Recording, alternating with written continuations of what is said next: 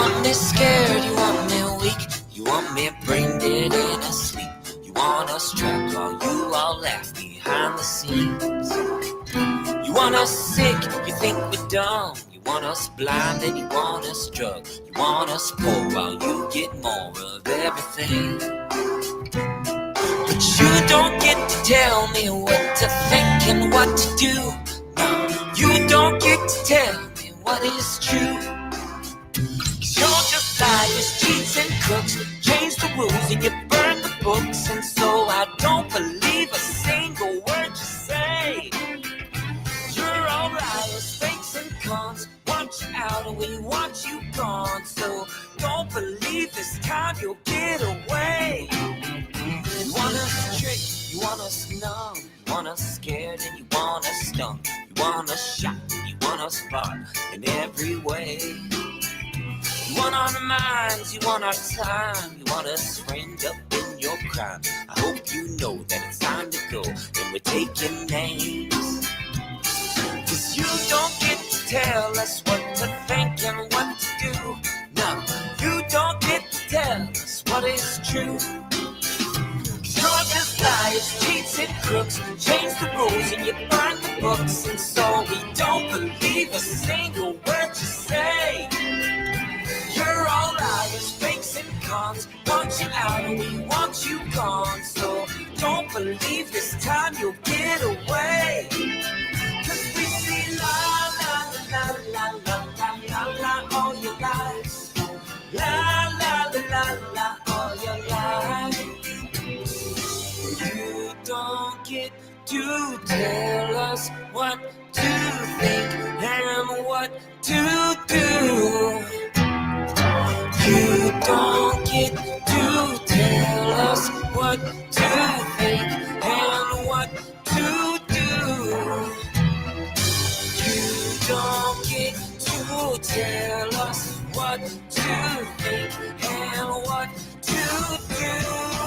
You're just liars, cheats and crooks. Change the rules and you burn the books. And so we don't believe a single word you say. You're all liars, fakes and cons. Want you out and we want you gone. So don't believe this time you'll get away. 'Cause we see la la la la la la la la all your lives. La la la la all your lives. 'Cause you're just liars, cheats and crooks. Change the rules and we burn the books. And so we don't believe a single word you say. You're all liars, fakes and cons. Want you out and we want you gone. So don't believe this time you'll get away. La la la la la la la la all your lives. La la la la la all your lives. 'Cause we see la la la la la la la la la all your lives. La la la la la all your lives.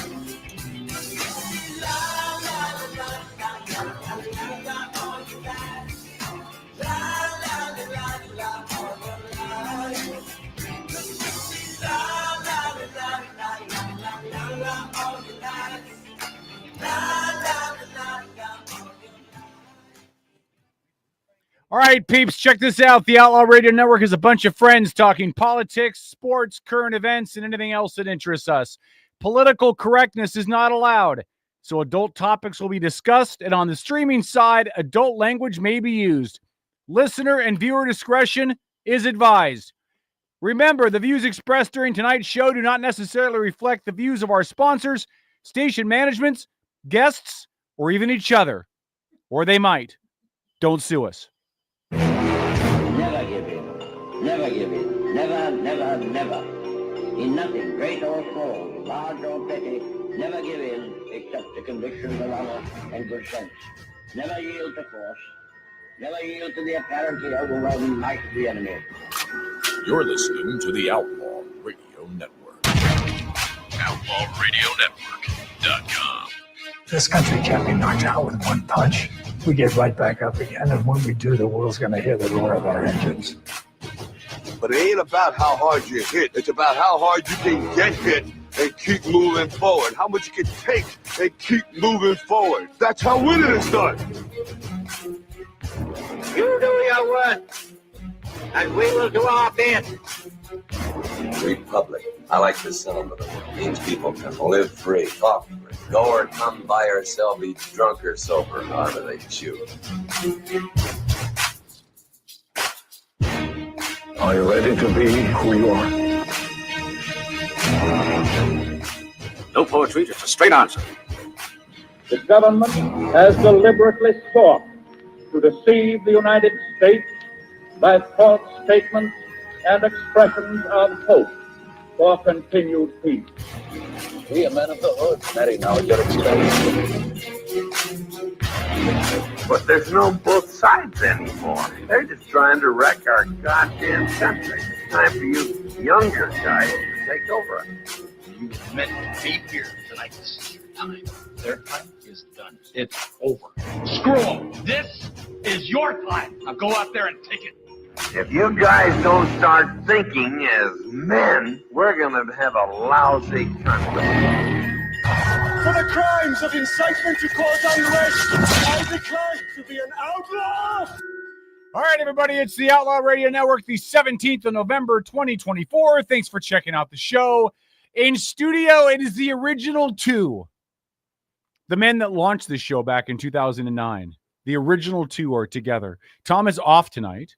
Trojo is working a security gig at a daycare in Tacoma tonight.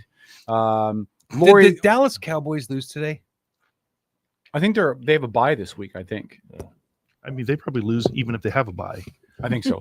Lori, the CEO, yeah, the bye won 42-0. Lori, the CEO, is in studio and waving to you off camera. Bob Ross is running boards. Hello, Phil. Hello. What's going on, buddy? And then there's Paul. What's going on, my friend? Oh, piss off. Let's get on with the show. No, I'm just kidding. What is up with you? How are you doing? Bringing your own power tools now to the radio show? No, man. I just needed to bringing a Ryobi plug this. You power inverter? I have one of those at home. Yeah. No, I know what they those are. things are great, man. Yeah, they work really well. Is that going to give you power for 3 hours of the show, do you think? Oh, a lot longer than that if I wanted it to. I'm just, really? Okay. Yeah, charging up. I left my little tablet sitting in my car for a week, and it's I wear bifocals, and it's just so Paul, that you're saying is you're easier bi. to read. That is not what I said, and I can knock your Kamala Harris straight into your Joe Biden. So please do us all a favor and lay off the insensitive comments. I'm not making any insensitive comments. I don't know what you're talking about. Mm-hmm. All right. Setting up the show for tonight in just a moment, Frank Aquila, our conservative insider and author of the book Sarah Palin Out of Nowhere, is going to join us by phone from Antigua, California. Later in the show, we're going to break down some more stuff that's been going on. There's so much to talk about. We're going to spend 3 hours knee-deep in politics and probably 5 minutes in football at the end of the show. Like, literally, there's so much to talk about. Okay, 45 minutes in football, Phil. But still, there's enough political stuff to talk about that we could stretch this show to 5-6 hours tonight. We're not going to, but I'm saying we could. And at least 3 minutes about the genius that is Mike Tyson. That you want to talk about that? Oh, dude's genius, man. Oh, we'll do that at 10 o'clock. If you ain't careful, he'll knock your blocks right off. Oh, yeah. That fight so disappointed me. Why? Just because I wanted to see more. I mean, listen, I didn't know. I didn't expect it. It's not about expecting, but I wanted to see more. If you listen, anybody that watched the 3-part Tyson versus Paul miniseries that aired for the last 2 weeks on Netflix, yeah, anybody that watched that knows darn good and well that fight was so scripted Friday night. That was not the Mike Tyson that was working out.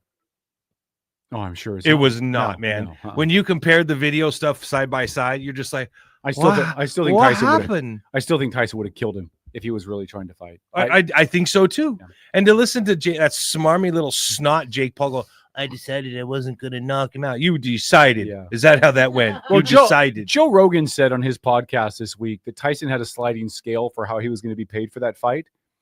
That if Tyson won in the first round, he wouldn't get any money. But if he made it through all 8 rounds, he'd get $20 million. I don't know if that's true or not. And if I'm Tyson, I would have never made that deal. Yes, it is. I don't. I've heard it too, but I haven't. But I don't. Have you seen the contract? Did you? I haven't seen the contract, but yeah, it was it was not reported on ESPN, which I tend to believe on sports stuff. So we'll see. Let's before we get into this, actually, let's ask him. Joining us live on the phone from the People's Republic of California, one of 49 states that moved a little bit more to the left after the president. A little bit more to the right after the presidential election. 49 states did, but not ours because we suck. It is the one and only Frank Aquila. Hello, Frank. Well, hello, Kevin. Hello, everybody. And I did not know that. You're saying that Washington State was the only one that went more left? Yes. Yeah. The only state. 49 states saw voting differences of at least 3% moving towards the right. The only state that did not was Washington, that went like 1.5% even further left. Frank, you're a man of God. You're a man of grace and consciousness, right? Integrity. You know what? Don't forget integrity. You know what it says in the Bible about those who know God and then those who know evil but continue to do evil. I mean, I'm just like, we're going down that road, brother. I'm just telling you, we're going to look. You guys go any more left, you guys going to be out in the ocean. You guys can't go too much more to the left there in Washington. No, you're right, man. We're already doing circles. It's a little bit creepy. Yeah. Frank, I guess before we get to any specific questions, I'm going to tell you were right. I was wrong. I thought for sure Harris was going to win. I just thought the TDS was going to be out in force. I thought that Democrat voters were going to be so motivated by issues like abortion and issues about how much they hate Trump that Harris would pull out a couple of those swing states. Instead, she pulled out exactly the same number of swing states that Oregon has national championships in football. Well, 0. She didn't pull out. Doug Emhoff did. But before we go any further, just give us an overview of now that you've had almost 2 weeks post-election. What do you think? What are you seeing in retrospect? Well, the one thing I really felt that Trump was going to do, he was going to make it too big to rig. And so that's one thing I said all along. Going back to show for the last couple of years, I said Trump would be the nominee. That was before the indictment. That was before his mugshot. That was before they tried to take him off the ballot over there in Colorado and in Maine, and before they tried to assassinate him. You think about this, Trump has been running not only just against Joe Biden and Kamala Harris, but he's been running against the whole Washington swamp. He's been running against the Department of Justice. He's been running against the CIA, FBI. I mean, they have literally tried to take him out as the presidential nominee in so many ways. I mean, having all these lawsuits, they really wanted to take him out. And,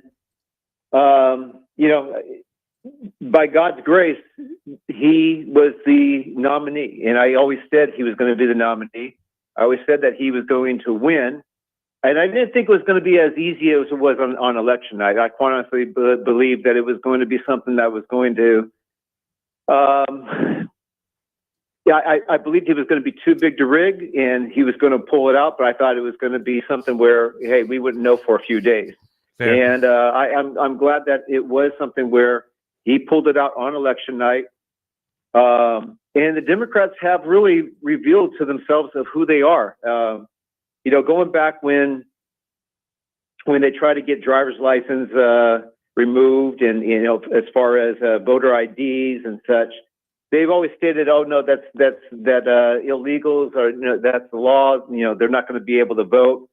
But that's really what their voter ID plan was. And the plan was to not only indict Trump so people want to vote, they really wanted to have enough illegals in the system to have illegal votes and really determine that they could go ahead and run the election and win it decisively for the Democrat Party. And you know what? I think Trump has a movement. He has a movement where people love him or hate him. I mean, but more than half the country does love him in the sense that they realize that, hey, he's already gave us 4 years and he can do it again.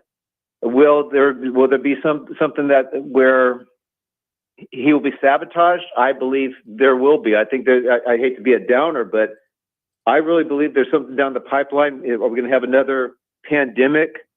Something that's going to come from China? I don't know, but I wouldn't be surprised if if as we head into a recession, which I predicted that's coming, it's been delayed, and a lot of it's been delayed because the Democrats had fake labor numbers coming out, or to try to pump up the economy, and that was revealed. The whistleblower revealed the fake labor numbers. Yeah, I think you're going to see coming into December, and you're going to start seeing those numbers become more accurate, more fulfilling, and you're going to start seeing that the economy isn't as strong as they were stating it was, and it's all going to be revealed. I think we are heading into a recession, and Trump, he's going to come in and he's going to try to get the economy going. Are they going to try to sabotage it? I would have to tend to nod my head yes, that we're heading that direction. Well, what you so really quick, you talked about the risk of a pandemic and the fear of that. There was California reported yesterday their first U.S. case of Mpox, monkeypox, that is part of a new outbreak. It's been in the U.S. in circulation at some level since 2022, but this is a different strain. This is a different strain, yeah. So anyway, just to back up what Frank said, look, a new lockdown maybe coming. Well, I mean, yeah. I'm not gonna. Last time I was in San Francisco. Frank, you'll like this. I was in San Francisco in February of 20. A month before they started shutting everything down because of COVID. I was in Chinatown, sightseeing in Chinatown, and I was on social media mocking people for wearing face masks. And I had no idea what was about to come. Okay, go ahead, Paul. No, okay. So, Frank, I need your advice. Okay, this is dead serious. You guys stop laughing. If you're in the chat room, shut up. Here's the thing. Now, I've been listening to a lot of pundits here for the last week and a half, and they've all been trying to make the case that is the exact opposite of what I think, what I feel, and what I believe. And what I think, feel, and believe, Frank, is this. I think that Trump, as soon as he puts somebody in charge of the Department of Justice, whether that's, I don't really think that it's going to be our congressman from Florida, Matt Gaetz. I think he's from Florida, right? Isn't he from Florida? Yeah. Yes. Yeah. I don't think he's going to make. In fact, I'm pretty sure the Republicans are going to put the kibosh on him like a fly swatter to a nasty insect. But that's neither here nor there. I think as soon as he gets somebody in charge of the Department of Justice, Frank, I think that he needs to let them turn their investigational power loose on, let's see, Letitia James, the AG of New York, right? That whole office where they had a guy from the Department of Justice quit his job in the DOJ and go work for a little prosecutor's office up there in New York, and probably look into the stuff that's going on down in Georgia as well as a couple of those judges from New York. The stuff that we were watching them do on the surface appeared to be morally bankrupt. And all I hear all these folks saying, Frank, Trump should put the country at ease and he should do what's right and just let that stuff go. I don't think he should. I think that if we are going to truly be a nation of laws, that when you see people go to those extremes and those lengths to ruin somebody out of a political fervor, I think you need to make examples of those people. I think for the American people to feel that the system is not rigged anymore, I think if it is found that those people committed or did collusion and all that other stuff, I think he needs to make an example of them. Hanging, firing squad is fine. I'm not okay with lethal injection. Something really nasty and bloody and on pay-per-view. Okay, I'm just jesting there a little bit. But in all seriousness, I think that he needs to have them looked into to see if they violated any of his civil rights. What say you? Convince me. Why should I try to be the good guy in this and let Trump do nothing? No, I actually agree with you. Remember when Trump won in 2016? The whole thing was about Hillary, right? And he, everybody was saying lock her up, and for the good of the country, he did not go after her. He had all the reasons to go after her. She smashed the cell phones and bleach bit on the computers. She was hiding a whole lot of information. She could have been investigated. She could have been thrown in prison. I mean, literally, she had done a big cover-up. I believe so. Crime. And Trump, in his nature, you know what? He saw a lot of evil that was done to him. And then what did they come after? They came after him with the Russian collusion. Then they sabotaged him in the 2020 election. You know, there was 51 so-called Department of Justice individuals who stated that the Hunter Biden laptop was false. You know what? He has taken so much from the arrows from the other side. Yes. It's time to unleash it. It is time to go after these people, because if you don't, and they feel, you know what, we can get away with it, then it's going to continue. That's my thought exactly. Yep. And you know what? Hey, if you're going to go ahead and you're going to live in a glass house, and you're going to try to stone the man that's trying to get into the presidency, your glass house needs to get shattered. Completely there's concur. people that have to go to jail for what they've done. They violated Trump's civil rights. They tried to destroy this man. And I'll say this. Some people say, for the good of the country, let the whole thing go. I'd say, for the good of the country, prosecute these bastards. I do. That's where I'm at. So, I mean, on one hand, Frank, I'm sitting there going, well, that's awesome. Frank agreed with me. On the other hand, you're a turd. I expected you to talk me out of it. I thought you, of all people, Frank, was going to be like, Paul, we need to rise above on this. But listen, man, you're spot on as far as I'm concerned. And listen, if for nothing else, prosecute him for election interference, because that's what they were doing, so. Now, and I don't know what Trump's actually going to do, but I do know that, hey, it was kind of surprising, Matt Gaetz as Attorney General. And it was a bit surprising, yeah.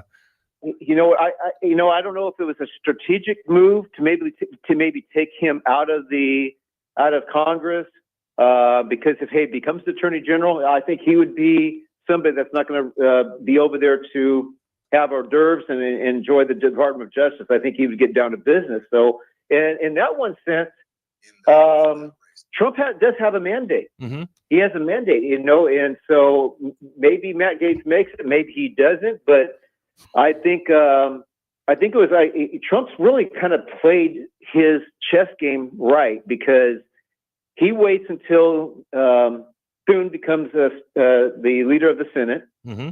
and states say, hey, he points out, hey, I want my recess appointments, talks to him, tells him what he wants to do. Thune agrees. And what he does exactly right after that, he goes, okay, I'll let you know who my Attorney General pick is right now. And he just basically put Thune on a spot of agreeing with him and say, okay, well, now here's your first challenge. Yeah, for sure. And if anything, Trump takes Gaetz out of Congress, where Gaetz has been a thorn in the Republican leadership over there, even against Speaker Johnson, just saying, hey, I want him removed. So, it's because the House is very closely divided. We don't need to have that rift. I appreciate some of the things that Matt Gaetz has stated, but I'm not sure if he goes about the right way. He's been confrontational, but at the same time, maybe he fits the mode of having somebody in the Department of Justice where he could unleash on some of these things where he has really been a defender of President Trump. Yeah, that was kind of the reason I thought, as much as I thought it was an odd choice, I thought I understood the choice, It's like when your friend brings this hot girl home on a date and you're like, dude, she's so far out of your league, but I get it, right? I just think Matt Gaetz is like, he's angered so many Republicans with the stuff that went on with McCarthy. I'm not sure he's going to have the chutzpah to get through that. But you know what? Stranger things in Washington have happened. Hey, Frank, one thing I pay attention to is societal reactions, right? I don't want to listen to what most of the media is telling us. I want to believe what I see with my own eyes. Did you watch much football today? Not one play. The number of NFL players, when they did a big play, that did the Trump dance in their celebrations, it's been going on for all season. Nuts. Yeah, all season that's been happening. Today was all over the place. Was it? Sack dances, touchdown dances, doing the little geeky little Trump dance. The little where he just kind of moves his hands up and down. It's like the trailer trash shuffle. So when I hear things like nobody really wanted Trump, Nobody really likes Trump. They just disliked Harris more. Nobody believes in Trump. They just don't. They didn't believe in Harris less, or whatever you want to say, right? When I see things like that coming from that age demographic, which most NFL players are 23 to 30, most NFL players are minorities, the same people everybody says that Trump hates. It tells me that the media's running us up a railroad, and that there's far more support in this country for him and his presidency than anybody's given him credit for, at least nationally. Would you agree? Kevin, without a doubt, where in the world could you find a guy running for a political office where he could just fill up a whole stadium? The guy can bring 100,000 people into a stadium. Everybody loves Trump. And like I said, or they either love him or hate him. I can't say everybody loves Trump, but there is a movement of people that have seen what really happened with President Trump, and they really get behind him. And I did see read an article about one of the Raiders players. I think is their tight end. He did a little shimmy move of Trump afterwards, and then this was something going back to baseball. You had some of the baseball players that were doing stuff during their home run trot, and then you had Bosa from the 49ers having his MAGA hat, and he didn't care he was going to get fined. And then you had the fight yesterday. I guess the winner of that fight, where Trump was there, he did his little dance. It's become very popular, and the Democrats with the media really wanted to kind of just take Trump out with that. And Frank, hold that thought. We're going to break right here. Stay right there. More with Frank Aquila right here, Outlaw Radio.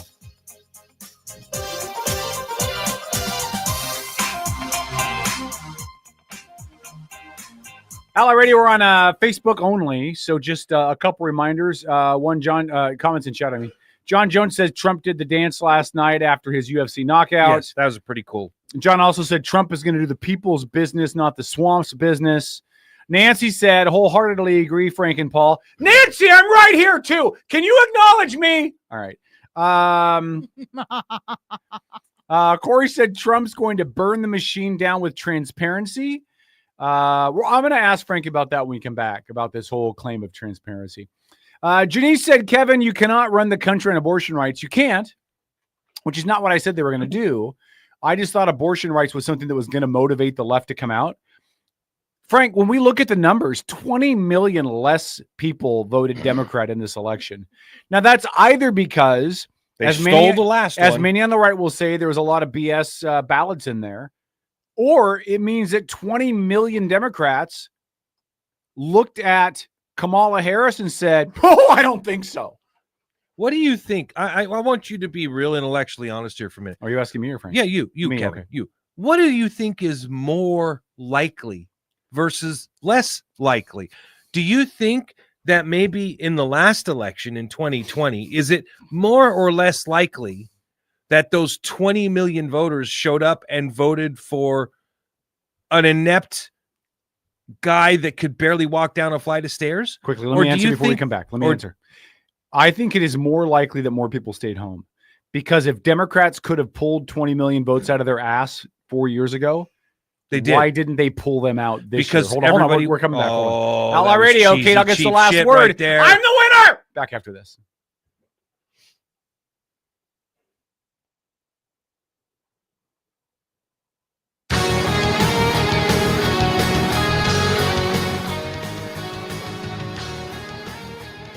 Outlaw Radio Network. K-Dog Paul, Lori, Bob Ross. Joining us from California is one Frank Aquila. Hello, Frank. Yes, Kevin. So let me ask Frank the question. Yeah.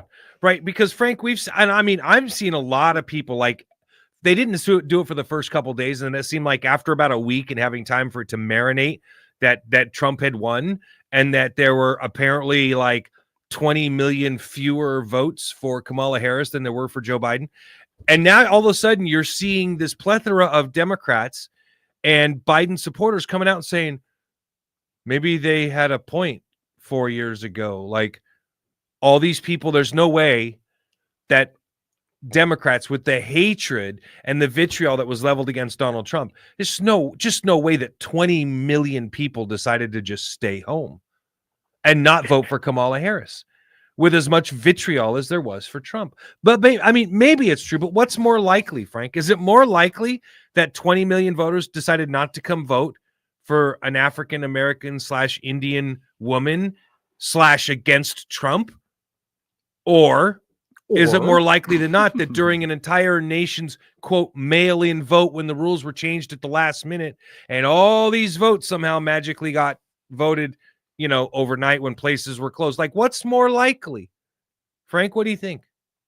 Well, what's more likely is they had to go ahead and duplicate the cheating that they did back in 2020. Remember, the Democrat Party, I believe Kamala Harris actually won every state that doesn't require voter ID.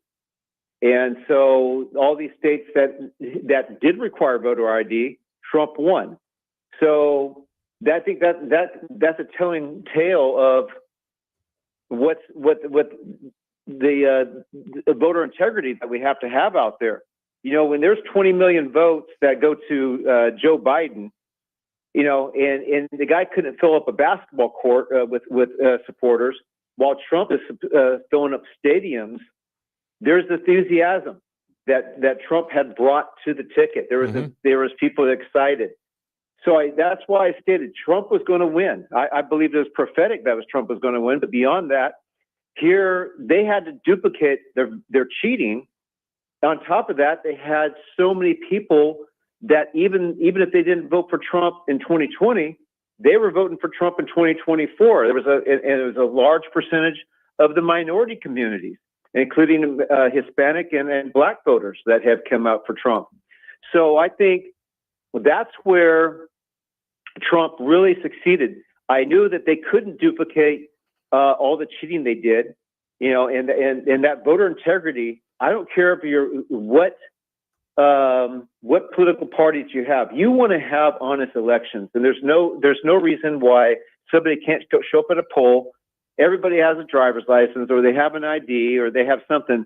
They should be able to come in. We have to get rid of all these mail-in ballots. The Democrats want to do what all these third world countries do, where they basically are able to appoint whoever they want as a president, and they want to put these people in power, and they want to take away our democracy. They want to take away the fact of voting. I do think that Trump and Vance made one mistake, and Kevin kind of touched on it on the abortion issue. And what I never saw in any of the debates, and the mistake that they made when they were talking about abortion, the Democrats were trying to talk about a war on women.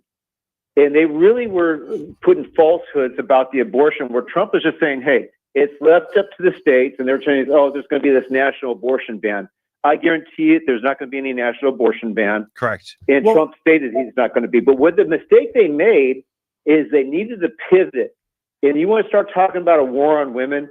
You know what? Let's start talking about how the Democrat Party was putting men in women's sports, men in the bathrooms of women, in the showers of women. That's the war on women that was never discussed in any of the debates. And I think that's the only mistake that I think the Trump-Vance team should have done, is say, hey, you know what? It goes beyond just abortion on a war on women. It goes to our culture, what men are going into these in the sports and everything else. You have women that are having concussions. One woman has brain damage from getting hit in the head with a volleyball. This is not what needs to happen. And men should be in men's sports, women be in women's sports, and that's the line that should never have been crossed. And I think that was the real war on women. Frank, let me ask you about the transparency question. Trump has come out and said he's going to have transparency. He's created the Doge, for trying to figure out ways to cut government spending and clean up some of the issues in the federal budget. But he really is one dude in a sea of bureaucrats and political professionals that have made a career out of politics, assuming Trump is telling the truth that his goal is to be totally transparent, can he be? I mean, does he really have that kind of ability to circumvent what the federal machine has become in its ability to hide stuff and bury stuff in thousands of pages of documents? Well, that's a very interesting question. Can he be? I think he wants to be. I think he wants to go ahead and he wants to do the interviews as he did as he was campaigning. And it was amazing. He was able to campaign and he was able to talk confidently while he was under all these false attacks against him.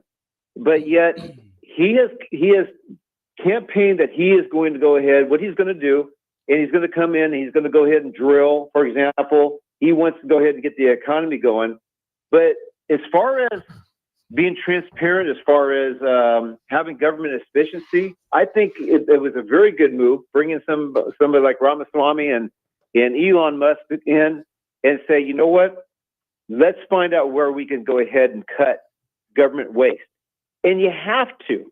I think we're getting to the point, I don't know how many, if you go to usdebtclock.org, and if you guys want to look up that, I bet you I haven't looked at it in a while, but I know we have to be over $34 trillion right about now.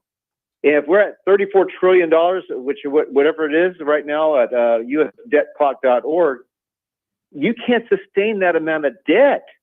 And so you have to, if we're going to go ahead and save our country, we have to get to the point where we're cutting government waste. And I think Trump, looking at being a businessman himself, Elon Musk being a very, very good businessman, Ramaswamy being a businessman, business people know how to run a business. And if you're a successful business person, you come in and you get rid of waste. And is he going to be able to get rid of the waste? I don't know. The government is just so big. This is not what the founding fathers had in mind when they created our government. They wanted a small federal government, and they wanted states' rights. Kevin, I know you studied up a lot of this stuff in school. So we got to get to the point now. We've created a massive federal government, and we need to go ahead and cut back that federal government. When you talk about, for example, when you talk about inflation's really been created by the government, not by the people. The people are in debt right now. Yeah. So I think the good idea what Trump has is, let's go ahead and get the people the money they need. Let's go ahead and drill and get gas prices down and allow people to spend money. And that's not going to make inflation up if we're cutting back the government at the same time. That's what we have to do. We have to cut back the government. And we need to give more money and more power to the people. Just to answer your question, too, according to usdebtclock.org, the U.S. national debt now is over 36. What is trillion? That? Is that true? Yeah, it's 36 trillion. Too many zeros for me. 36 trillion. 36 trillion. The next closest being wow, China. And that's just amazing. USDebtClock.org being that high. I don't know how fast that's going up. If it's like how many trillions of dollars it goes up a year, or how often it's actually flipping now to the next trillion. But it's incredible. It's absolutely incredible. That's unsustainable. Well, at the rate that it's going, if we were to push this out 4 years, the debt would go all the way up to 50 trillion. Would you say how many trillion? If we went out 4 years, according to the U.S. debt clock, it would go up to almost 51 trillion. One night we're going to have the conversation if or how much do elected representatives in Washington, D.C. really care about the national debt? Because I am of the mindset that they really don't care that much anymore. And there's a bunch of different reasons for that. And you can go down a whole lot of rabbit holes, as Lori is well aware on that one. But yeah, I just am of the opinion now that I don't think they care that much about it. Can I ask a question though? Yeah, you're right. They keep kicking the can down the road. But can I ask a question though? No. Nope, and I mean this. I mean this in all honesty. I'm not trying to be a devil's advocate. But does a national debt really matter? And I say that because The U.S., China, Japan, Germany, UK, India, France, Italy, Brazil, Canada, all of them are running at a significant, not as much as the U.S., but all of them are running at a deficit. Again, we print our own money. Right, but I'm just saying that even Saudi Arabia, with all their oil, is at a national deficit. Hold on, you just blew what I said off, not in a bad way, but I'm just saying you kind of poo-pooed it and blew it off, and you ignored it. Kevin, if you're sitting at home and you had a printing press in your basement that allowed you to print your own money, I'd have a Porsche. You would not give a damn about how much money you owed in credit card bills. Right. So what makes you think they do? No, I don't. I guess the question for both of you, Frank, you as well, is does the debt really matter? Yeah, I don't think when it does. every other country in the world that you're dealing with debt-wise is also in debt. Yeah, I'm curious about Frank's thought on this because if I owe Paul money, but Paul is too broke to come after me for it, like, does it really matter that I owe Paul money? Frank? I don't have money for gas to come after you and shoot you in the kneecaps, man. Frank, what do you think? I think it does matter, and it's sad because I don't think it matters to, like Paul's mentioned, I don't think it matters to all these politicians. I think these politicians, they just want to go ahead and keep themselves cozy. They make sure that they're getting their paycheck.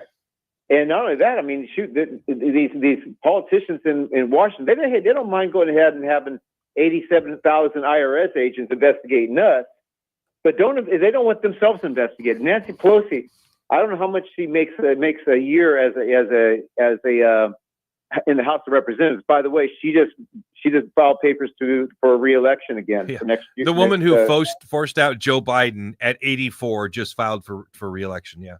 Yes, and these people are sick because they have no care for the United States. They care about themselves. They care about their own power and how they get into the Congress, and each of them become multimillionaires, making an exorbitant amount of money. I believe Trump should go ahead and say, "Hey, you know what?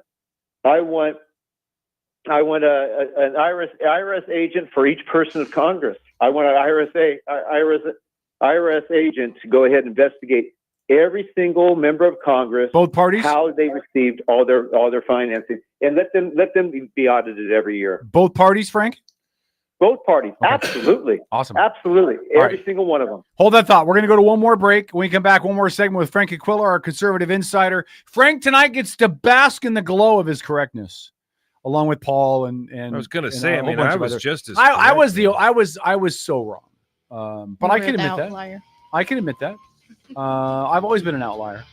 We'll tell you a story later about why I'm still an outlier. All right. Yeah. All right. Stick around. More Outlaw Radio Network with Frank Aquila back after this. This is the Megaton Radio Network.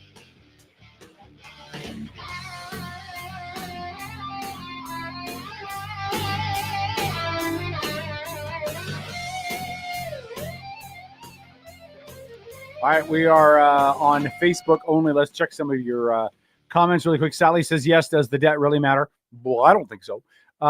John says inflation's important, and that is without a doubt true. Like, inflation is the biggest stumbling block, in my opinion, to the average American, that and the price of gas. Price of gas and inflation is the biggest impactful economic trend that will hurt the average American.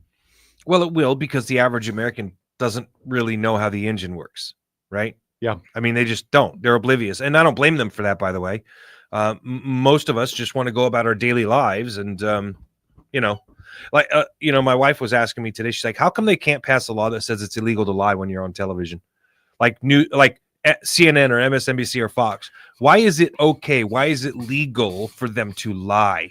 Right. And so but aren't a lot of their lies flexible lies? You know what I mean? Well, they all are to some degree, but remember, President Barack Obama gave the federal government the right to engage in propaganda. Mm-hmm. I mean, I don't think people realize how big of a deal. Now, I can't tell you why he did that. I don't know. I don't know what his motivation was, but I mean, just think about that. Like, it's okay for our government to propagandize us. It's a little bit crazy. Yeah. All right, we're coming back on AM. One final segment. Frank Aquila with us on the Black Ring Yes, Spirits Corey, hotline. we're going to get to that when we come back. We are going to ask him about that. Yeah, stick around. It's Outlaw Radio on the Mega Talk Radio Network. That's a big story. Yeah, why is your mic on? Because I can hear your chair creaking. Feels like my knees in the winter. Back after this.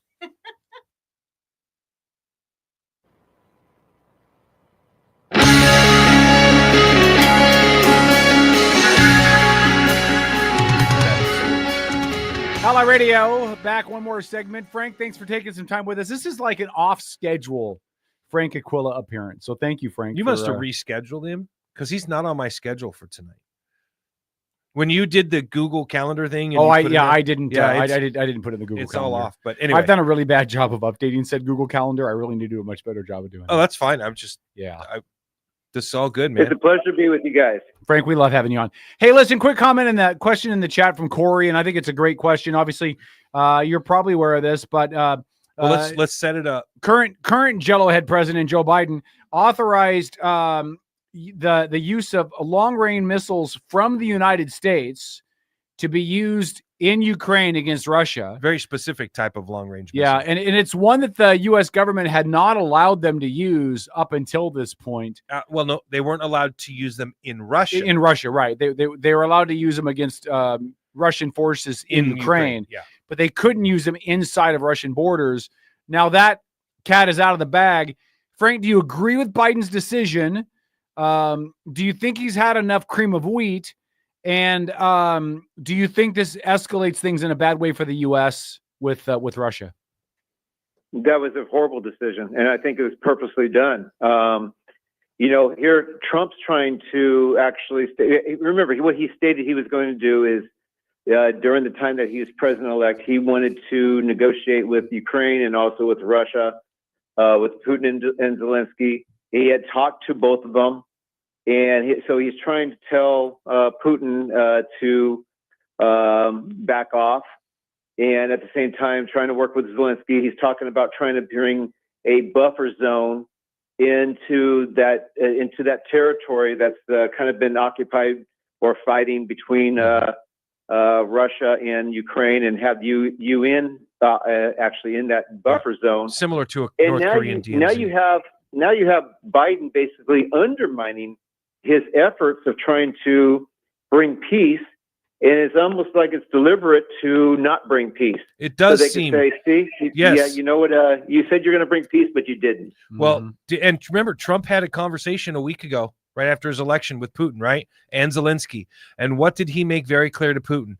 He goes, "Hey, when I get into office, I'm going to try to solve this thing. Do not escalate," he told Putin. Do not Absolutely. escalate, which goes to your point, Frank. I think this was, and we saw this when he came in, right, on his first presidential victory. Obama left people in places and positions of power that were able to deliberately undermine Trump at every turn when he first took office, right? I don't know if you remember that or not, Kevin, but we talked. I do, yeah. We talked about that at length. But now Trump's getting ready to come in there, and what a great way to shoot him in the foot, right? Like, yeah, we're going to go ahead and let the Ukrainians escalate it after you just told Putin not to, right? It makes us look like jackasses. And specifically, it makes Trump look like a jackass. Do you think that this was, I'm going to put you on the spot here, Frank. Do you think this was, I mean, we say it kind of in passing, this was deliberate. Do you think that this was deliberate in order to hurt Trump, bringing us to the verge of conflict with Russia ourselves? Yeah, that was, like I said, that was a deliberate action. It was exactly how you described it, Paul. You know, to go ahead and bring it out where now Trump's trying to get Putin saying not to escalate anything, and yet Biden's trying to go ahead and have it escalate on Zelensky's side. What Biden should do, he should just back away, say, hey, there's going to be a new sheriff in town, and just not done anything. Yes. It's kind of like even going back right before the election. You know, there's this kind of the rule in the Department of Justice saying, hey, you don't go ahead and try to prosecute anybody that's running for office, you know, within a certain time frame. And they were still trying to go ahead and talk about declassifying the information, sending the information out to the public, trying to go ahead and do whatever they could to undermine Trump's candidacy, even until October before people are actually voting. Yeah. And they're doing everything they can to undermine Trump now with this long range missile issue, and they're not done yet.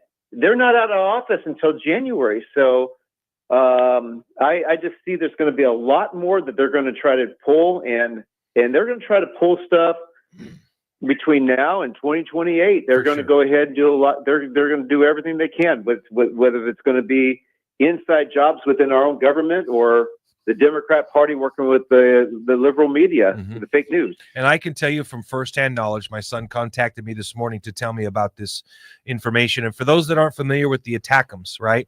So just to give you just a picture, right? We hear, at least when I was in the Army, it was the queen of the battlefield, it was artillery, right? King of the battlefield was always armor. The queen was artillery, because you could mash your artillery, and Napoleon used to call it a foot d'enfant, right? Which is where you got massive artillery and you're firing towards one location. So artillery fires one, let's say, 105 millimeter cannon shell, right? Mm-hmm. And it's fairly accurate nowadays. You can get that artillery within about 10, 15 feet of wherever you aim. Okay. But that's one artillery round. The ATACMS are more accurate. Only you're not firing artillery rounds, you're firing rockets, like a multi-launch rocket system, like an MLRS. But so this is like an MLRS on steroids. Is it like the ones that you see that's mounted to the back of a truck or something, and yes. they shoot off like 12 of them at a time, or 16 you at a can time, or whatever. obliterate an area the size of a football field with the push of one button. And so when you've got, I've been, the information that I was sent early this morning, our time, was that the belief is there amongst military intelligence guys like my son that, in fact, this was an attempt by they're not talking about any undermining, right? Their thought process is, why would Joe Biden okay this? The thought process through them is, we think Joe Biden okayed this in order to send a message to North Korea and China to stop backing Russia. I said, I love you guys. I love my military intelligence. I never listened to you then. I'm not listening to you now. This was a deliberate attempt to undermine Trump and make him look bad. Are you guys surprised that Trump is still president at this point? I am. I didn't know he'd become president yet. I'm sorry, that Biden is still president at this point? Oh, that's given what we've known about his cognitive decline, given about the fact that we know that he was essentially booted off the ticket by the Democrat Party. It wasn't Biden's decision. Is anybody surprised he's still president? Like, I would have expected, especially after he lost, I could see the Democrats taking a victory lap, Biden stepping down now so that they could get the first female president out of the way for a whole 2 months until Trump takes over. That would redefine a Pyrrhic victory, wouldn't it? It would, yeah. You say Pyrrhic or pirate? Arrgh! Okay, sorry. Frank, are you surprised he hasn't been shoved aside out of the office yet? And should he be? Well, he already got shoved aside. It just out of the opportunity to run against Trump. And I think basically, when you look at a bunch of losers in the Democrat Party, he actually comes out a winner. Because he didn't lose to Trump. He was the one that was pushed out by the insiders and say, hey, you got to get out of the race because you're going to lose. And now, we need to go ahead and get behind communist terrorists. And Biden didn't want to, and yet Nancy Pelosi came in there and she threw her purse down and said, hey, you're getting out of this race. And they put the pressure on him to get out. And now they got egg all over their face. And Biden's like, see, you guys were wrong. And now I'm done. And so he can go out with dignity that it's kind of like winning the Super Bowl. And you won the Super Bowl and you never went out as a loser. Biden, they propped him up. Then they got him to the point where he is. He can just go ahead and walk out as a winner. Even though he never won the presidency, he was installed by the powers that be, but then the power be at bees, they went ahead and got rid of him. But he never actually lost. Did you see, or is there any truth from the people that you know on the inside? We all saw Biden graciously sit down and welcome Trump to the White House, which I thought was really cool. I thought they both handled it really well. I did. I mean, I really thought they handled it. Mm-hmm. But is it just me, Or did Biden have this shit-eating grin on his face like, Yes, he it's did. not you, bitch? I that's how I felt. I felt like Biden was happy. Yeah, there's a lot of talk in the I guess in the podcast circles of the DNC Yeah. about this, and I actually watched one over the weekend where they feel like Joe was like, "Fine, you're going to push me aside. I'm going to destroy Kamala." Yeah, almost like he's done like the garbage gaff was on like purpose. That was intentional. That's just me. That's just Joe, right? What do you think, Frank? Do you think Joe is taking his own little private victory lap and enjoying this? Absolutely. God bless him. He's not a big fan of President Trump, but you know what? For sure. A lot of these people that are in politics, they have big egos, and that's why they run for office to begin with. They come in with the big egos, and you know what? He was pushed aside. I think he was humiliated by being pushed aside, and he could sit there, like I said, he could go to the microphone as if the football game was over and say, you know what? I might be part of the losing team, but I'm not the loser. So he could kind of just have this grin and say, you know what? I didn't lose this thing. They did, but you know what? He could have a grin on his face, and he could put a hat on and walk out the door. Yeah. Frank, we love you. We appreciate you, man. We'll talk to you again in 2 weeks in your normal spot when we have you back on December 1st. And I promise there will be almost no Christmas music. There'll be Christmas I'm music. allergic It'll to be after Christmas Thanksgiving. music. It's not, you can't play Christmas music until the week of Christmas. No, okay, no, Frank? we compromised No, and there's said no after compromise. Thanksgiving. No, Trump won. There's no more compromising, bitch. Paul's really full of himself tonight. Frank, listen. Hey, Paul has a mandate right now. There's you got to watch that there, Kevin. That's right. I have a mandate. Her name is Katie. She's at home. I love her very much. It's a woman date. Hey, Frank, listen, to you and your amazing wife and your whole family, man. Happy Thanksgiving. Take care, Frank. We love you, man. Happy Thanksgiving to all of you. Yes, we'll talk in a couple weeks. Talk to you soon. All right, there goes Frank. Again, conservative insider, author of the book Sarah Palin Out of Nowhere. He's got to write a new book. It's time for him to write a new book. I nodded at you, Phil. Well, you need to pay attention to me, Phil. All right. Maybe he could write a book about Outlaw Radio. I was going to say about something actually more relevant. Outlaw Radio. At all. We're way more relevant than Sarah Palin. I mean, he wrote. Did you see? Okay, so she did. You got to look this up. Yeah. Sarah Palin went on to News Nation about 4 or 5 days before the election. Oh, they yeah. Chris Cuomo had his like his own version of a town hall. Right. He had all these people come on, and Sarah Palin was dressed to the nines. I was like, damn, holy cow. There was just something. I don't even know how old she is now, but she's a lot older now than she was when she ran as vice presidential candidate, right? But she was wearing a black mini skirt and dress. You told us about it. Did he? Okay. No, well, you. Yeah. Okay. All right. Well, It made and an black impression thigh on highs, you. man. Remember, Holy Paul, cow. you have a mandate at home. Don't go screwing with that mandate. Yeah, I'm a man. Don't, She's my date. Don't go. She's always my date.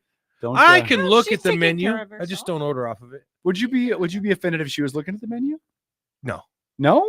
No. Okay. Just checking. No. In fact, I'd be a little bit stunned if she wasn't. I'd be like, is that what menopause does? I don't know. You just got to ask those questions because somebody has to ask. Like, if you're suddenly not interested in men, are you playing ball for the other team now? All right, we're gonna go to the top of the hour news for those of you. I need listening something us to on AM. aspire towards, Kevin. For those of you on Facebook, we'll get to some of your comments in chat, and we'll segue to some other topics as well. It's Outlaw Radio. Yeah, we got some good stuff. We don't know what it is yet. Kevin hasn't told us, but we'll be back with you Hey, shortly. I only work here.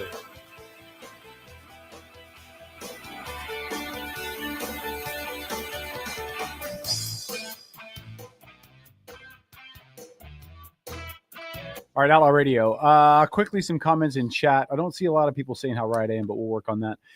John Walker said he sure welcomed Hitler in the White House last week. I'm not sure, John, who you're talking about. Listen, it's a very valid point that John's making because for the months leading up to the election, at least the last 2 months, the messaging from the White House was that voting for Trump was akin to voting for Adolf Hitler. Yep. He was a fascist. Yep. He was, a dictator in waiting. He's only going to be a dictator on day one. Now, look, and if you heard him make that comment, it was so damn ridiculous to hear them make an issue out of that because the comment was him cracking a joke. But then he did crack a joke after winning about, maybe running for election again. And God, I mean, the dude's become a professional troll. It's kind of gotten funny because if you don't know what the guy is now, like, please don't procreate. You're too stupid to have children. Like, it's so obvious what Donald Trump is, how he speaks, self-aggrandizing. It's his style of speech. And I don't know how somebody can be at all active in politics and not understand his style of speech. And everybody has a style of speech. We, like you, Kevin, you have a style of speech. Oh yeah, but I'm right, but yeah. Like I said, you have style of speech. Style of speech. Your voice always goes up 3 octaves whenever you're telling some bullshit. Whenever I get excited, that's not bullshit. No, bullshit doesn't mean you're wrong. It's just bullshitting, Yeah, okay. kind of thing. Right. That's just because I'm always right. I don't know what to tell you.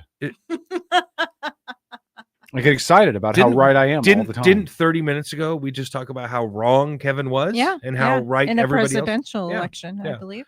Yeah. And the governor's race Yeah. earlier, or the primary. Keep going, Lori. I was right about the governor's race. What are you talking about? No, the primary. You said Byrd would win. Oh yeah, I thought he would. Yeah. You were You're wrong. really running with a track record of being a bit of a loser sometimes. there, bud. I'm wrong sometimes, but so is Paul.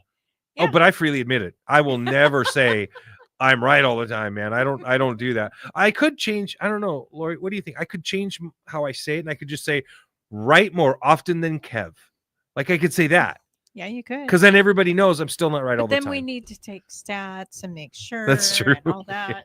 Yeah, that would be bad juju for me. Time. Yeah, I failed statistics. That was not an easy class. I don't know why. On the surface, it's like philosophy. I'll breeze through this. John Walker said, between Sarah and Tulsi, I'll take the one you don't want. He has made some phenomenal choices. And, again, when he was elected in 2016, and it was one thing when I'm just bringing this up again because Tiffany Mitchell sat in here and acknowledged to Political Talk Radio show that is owned by the founder of the Second Amendment Foundation, that she got her start in politics by being a part of Indivisible. And it was like I wanted to be a cartoon character, jaw hitting the floor. Like, seriously? Yep. Like, you might have kept that to yourself, but No, I okay. love that she shared it, though. Like, I mean, just honesty out of a political candidate's a nice refresher, especially given who she ran against. It's like, that's no different than walking into a room full of African Americans talking about your former membership in the KKK. Like, it was just not something she needed to say here to the audience. It didn't get her any votes. I mean, let's just leave it at that. But I can't do it. I can't do it. But what do you think now, Kevin? What direction do you think the attitudes are going to go down? And I'll tell you what I've been seeing a lot of on social media.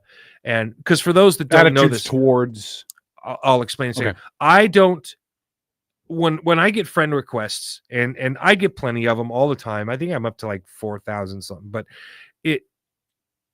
I only go to make sure that that's a real person. And it's not scammers. Like, I make sure they're actually got a real working profile. And then I make sure that we at least have 200 friends that are, the same. Right. So then I'm like, okay, that's not bad. And I accept them. I don't go looking at their political affiliation at all. I don't go looking at their attitude at all. They could be far to the left. They could be a Nazi. They could be KKK. None of that. I don't know any of that. It just, I just go ahead and accept them. And I know that we're going to come back from break here in a second. So when we do, I'll tell you what I've been seeing a lot of on social media. All right. It's the Outlaw Radio Network. Your comments and chat are welcome. Phone lines are open, 360-874-1400 and more. Paul, Kevin, Lori, Shop. Phil, and you. Merch. Outlaw Shop. Radio. Merch. We'll just cover that in a second. Shh. Back after this.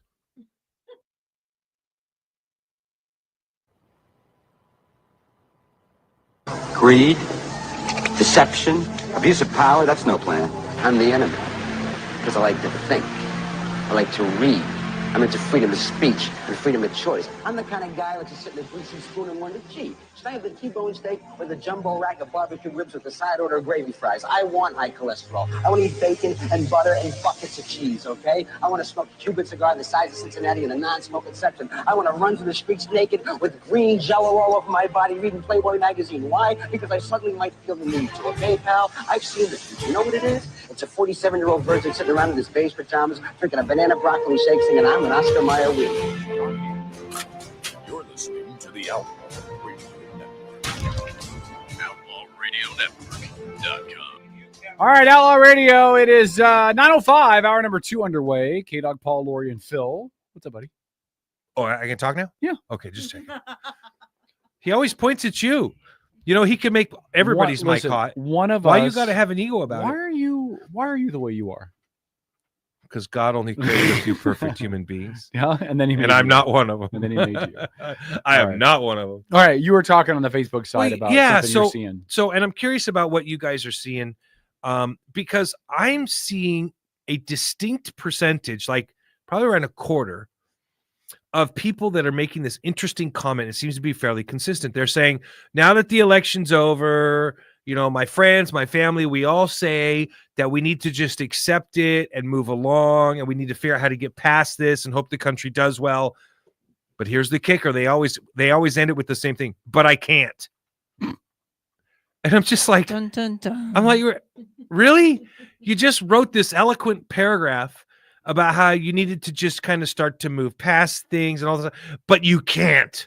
Like, okay, if you can't, but why are you publishing it to the whole world? Does everybody know you're a loser? Like, I don't really need to worry about you. I mean, I respond to people when they come onto my page and they say stuff, right? But if you're not capable of living in the real world right now, well, then just keep it to yourself. But what I'm curious about is, are you guys noticing the same trend, or are you noticing different things? I think your percentage is low. Might be. Yeah, I think it's low. And here's why. And if you go to CNN right now, you'll see what I'm talking about, right? CNN's top stories, right? The left side above the fold, top of the website, is how Trump's going to destroy U.S. education. And then Trump refuses to back away from provocative cabinet picks. Retired U.S. Colonel explains why he thinks, that's about, but as Trump vows mass deportation, polls suggest growing support, but not a mandate. I mean, the problem is that the media is going to continue to stoke this. So part of not all of it, maybe not even most of it, but part of the reason why some people can't move on and can't let it go, in the immortal words of Elsa, is that the media will continue to remind them about how awful everything Trump is doing is, even though their reporting is 100% based on opinion. When they say, well, Trump's policies will do this and Trump's policies will, that's all opinion. That's not reporting. Correct. Yeah. That's not facts. That's opinion. And it's amazing how many quote unquote reporters and columnists and people that you see on the legacy media, right? These become whole stories, right? Then they report it as though it's a story. You know, Joy Reid, for example, is famous for this. So, according to experts, Trump's intended policy of rounding up every single illegal immigrant in this country will cause a $9 trillion deficit, and will blah blah. And they just vomit out these made up statistics. I mean, and it redefines fear mongering. But you're right, Kevin. Lori, I find it interesting, right? That the swirl is happening in the media, and today swirl, good word, swirl. While I was out shopping, I got a notification on my phone. I have certain notifications set up for job hunting. I have a job, but keep current. And ICE. Seriously? Oh, yeah. I like it. Whole I like new, it. A whole new world. Yeah. Program manager, contracting officer, representative, non-supervisory, totally remote. Basically, you are the investigative person. Investigating people that need to be deported. That sounds like a badass job. Can you send me that link? I would apply for that. I'm going to apply for that job. Anyways, so in amongst all these news reports, then you have something that's real, that's Mhm. tangible. It's a job. And it's like, okay, I can see where the manipulation in the media is happening. Keep in And mind, though, people are these going, postings, though, are not tied to Trump. No, I know. So just so you Right. guys are aware, these agencies have money to spend, and they're going to spend that money before January 20th. Yeah, because they'll lose it. It'll count against their budget next year, and they won't get that much. Well, right? they would normally So- have till the end of September to get rid of their fiscal year budget. But listen, I love you, Kevin. But hold on, let me finish. When you go to bed, do you have fantasies? What do you do you have fantasies? Just answer the question. No, I go to sleep. Well, you've never had a fantasy dream? Oh, Never? sure. Okay, well, don't mess with mine. This was Trump's. Oh, Trump okay. did this. No, Trump had nothing to do with this. But hold on. But I am pointing out something that's really important. These federal agencies are going to work really hard to fill every position they need to fill, get everything done that they need to do, get everything moving before January 20th. Because the minute Trump gets in there, those federal agencies are going to see a lockdown. Yeah, because in my one of the agency, things- in my ICE buildings, might not, though. well, no, but I think well, you're probably right. ICE, Homeland Security, DOD probably will not. I don't think the VA will. But I think the IRS, let the me tell you Department of something. Education, the Department of the Ecology. I will say this to you because you probably haven't had time to do much research on Pete Hegseth. Okay. Mm-hmm. But he's going to go in there and be in charge of the Department of Defense. Mm-hmm. And his nonprofit that he started up years ago was solely focused on getting veterans health care outside of the VA. Mm-hmm. Okay. He has been very vocal about the problems he sees with the VA, not the people within the system, Sure. the system as a whole. Now, I don't know what all those are. I'm just saying he's been very, very vocal about it.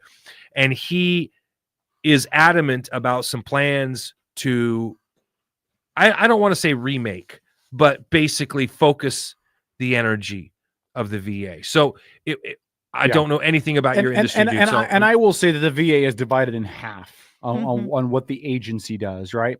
Half of it, and I'm not saying it's half by number of people. I don't know what the dynamics are, but half of the VA's mission is serving and treating vets, right? Medical care, running the VA medical centers, that type of thing. Okay.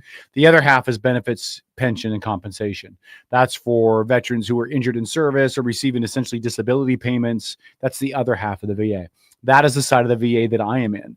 So when anybody talks about health and medical care and all of that, I am as dumbfounded as everybody else. Could the VA use some different processes? Probably. I mean, I think every federal agency could. Yeah, I'm sure. I think every federal agency gets in its own way a little bit. We've seen that a little bit with the PACT Act that came out in 2020, which was, kind of Congress's resolution to a lot of mysterious illnesses tied to Gulf War service and respiratory issues and exposures and things like that, right? Well, that's been revised 6 different times in the time that since it came out, as far as how we're to work those, right? And so I think if you got rid of some middle management and you streamline some processes and clean that up, yeah, I mean, I think federal agencies could use a little bit of help, but I don't think that he's not talking about cutting anything. No, I don't think you can cut the VA. No, probably not. If you're thinking about it, I think you should be punched in the nose, because the mission of the VA is probably the most pure mission of any federal agency. I would tend to agree with you on that. With there's not even anybody in the same vicinity in a conversation. Well, there should be no partisanship in regards to the VA, right? Like Border Patrol, I like what they do, right? But I can understand the friction between people who are like, well, you're the Border Patrol and you're protecting us, yay you, and you're the Border Patrol, weren't you the guys that were on horseback whipping people with your reins? I mean, I can understand where there could be, not that I agree with it, but I understand where it comes from. I can't believe that you used that example. Well, because some people still believe that happened. But some people still think Trump got peed on by a prostitute. Oh, I still think that. Yeah, I still believe that. I'm 100% sold on that. Wow. There is no way you're ever going to convince me that did not really happen. I don't know if you're serious. I'm right serious. Really? You think Trump's a yes, freak and in I the sheets? and I think it doesn't matter. I really don't care, but I believe it probably happened. I have no words. Look, Sorry. Me either. The same way I said I don't care that Bill Clinton got jiggity with an intern. Don't care. I don't care if Donald Trump got peed on by a hooker in Moscow. But there don't wasn't care. a fake made up story about Bill Clinton getting blown under the Resolute How do desk. you know that it's a fake made up story? Because she acknowledged it on a recorded phone call. Who did? The hooker? Monica Lewinsky. No, I'm talking about how do you know that Trump's was made up? Because the entire Steele dossier was made up. The whole thing. Have you cracked a book on that topic? Listen. All I'm saying is it wouldn't surprise me if I opened it. if Trump was into a little kink. It would not surprise me. Listen, rich, powerful people like weird stuff. But we're not talking about that. We're talking specifically about the Steele dossier, which claimed Trump got peed on by a hooker in Moscow, which we know was completely made up. I guarantee you there were elements of the Trump dossier, minor elements that were true. Because the best lies. If a drunk blind man throws enough darts, one of them's bound to hit that board. But the best lies have elements of truth. Oh, for God's sakes, no. Yes, no, best lies. That's not how this works. It is exactly how this works. That's not how lying works. That is how it works when you're selling the lie to the mass population. The best lie has elements of truth. So so much I could say to you right now, the one Kevin. that incriminates them to the point where they're humiliated and they're not going to fight back. But Trump doesn't care what people think of him, so that's why he fought back. I hope I'm alive. Okay. 25 years after Orange Man dies, and they can declassify all this stuff so we can read about how he got peed on by a Russian hooker. Because I guarantee you, I believe it happened. I'm not guaranteeing you it happened. I'm guaranteeing you that I believe it happened. See, I'm being careful. Yes, you are. I guarantee you I believe that happened. My goodness. Well, Kevin, we got to give you your props on that one. Yeah. I really do. I think that happened. This segment sponsored by Lori's Beads. Yes, Lori's Beads reminds you now is the perfect time to get your Christmas shopping in. The holiday season is right around the corner.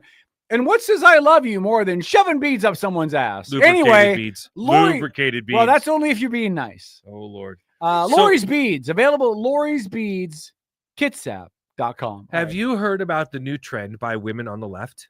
Yes. Since Trump's victory? Shop Lori's The 4 Beads. beads.